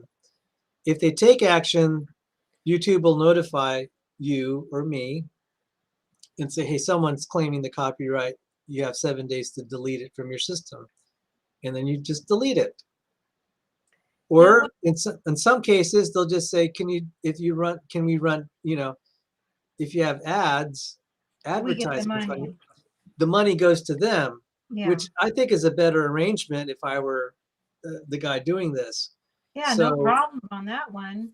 Yeah, they should because be glad then both parties more viewers. Yeah, so it ends up benefiting both parties. So sometimes you just have to try and find out, and if there's a complaint, you just resolve it. Mm-hmm. Casey mentioned 5 other enzyme videos that are out. Yeah, we should cover that. We should, I wanted to say this is where for your what I quote unquote professional development is someone trying to minister to people in creationism. It'd be good for us to watch that together and walk through it and discuss it. Yeah, I want to upload them too, re-upload them. Yeah, because you could see how easy it is to you only needed 5 minutes for the Topoisomerase, and people are already praising God. There's so few things in life where you can make a 5-minute presentation and people will start to want to get on their knees and worship. You're right, Sal. That's a good one. Yeah. And a lot of the Discovery Institute videos are just that way. Yeah. So we're going to wrap it up in a little bit. Let me get to Crimson Air. He says, concerning the question of functionality of introns, is the latest science conclusive on the variable gene configuration instructions contained therein? I hope you have enough brain power at 3:30 in the morning to answer that. Well, the question is a little hard to parse here. Is the latest science conclusive? I'm sorry, I don't understand the question. There is what they call alternative splicing. The intron, you won't have alternative splicing if you don't have introns, as far as I know. And that makes, you get basically kind of the equivalent of variable genes. So we do know that there are alternative splices, and there's some really cool ones. The introns are, we don't know the mechanism exactly how they play a role, but you won't have them for sure, because the introns put the spacers where you can mix and match. So it's conclusive that there's definitely alternative splicing. And I was covering in some of the stuff on the flip-on, the flip-on biology. There are these ADAR enzymes, and they're alternatively spliced. And the funny thing is they won't exist. You may need the ADAR enzyme to be able to create their own alternative splices.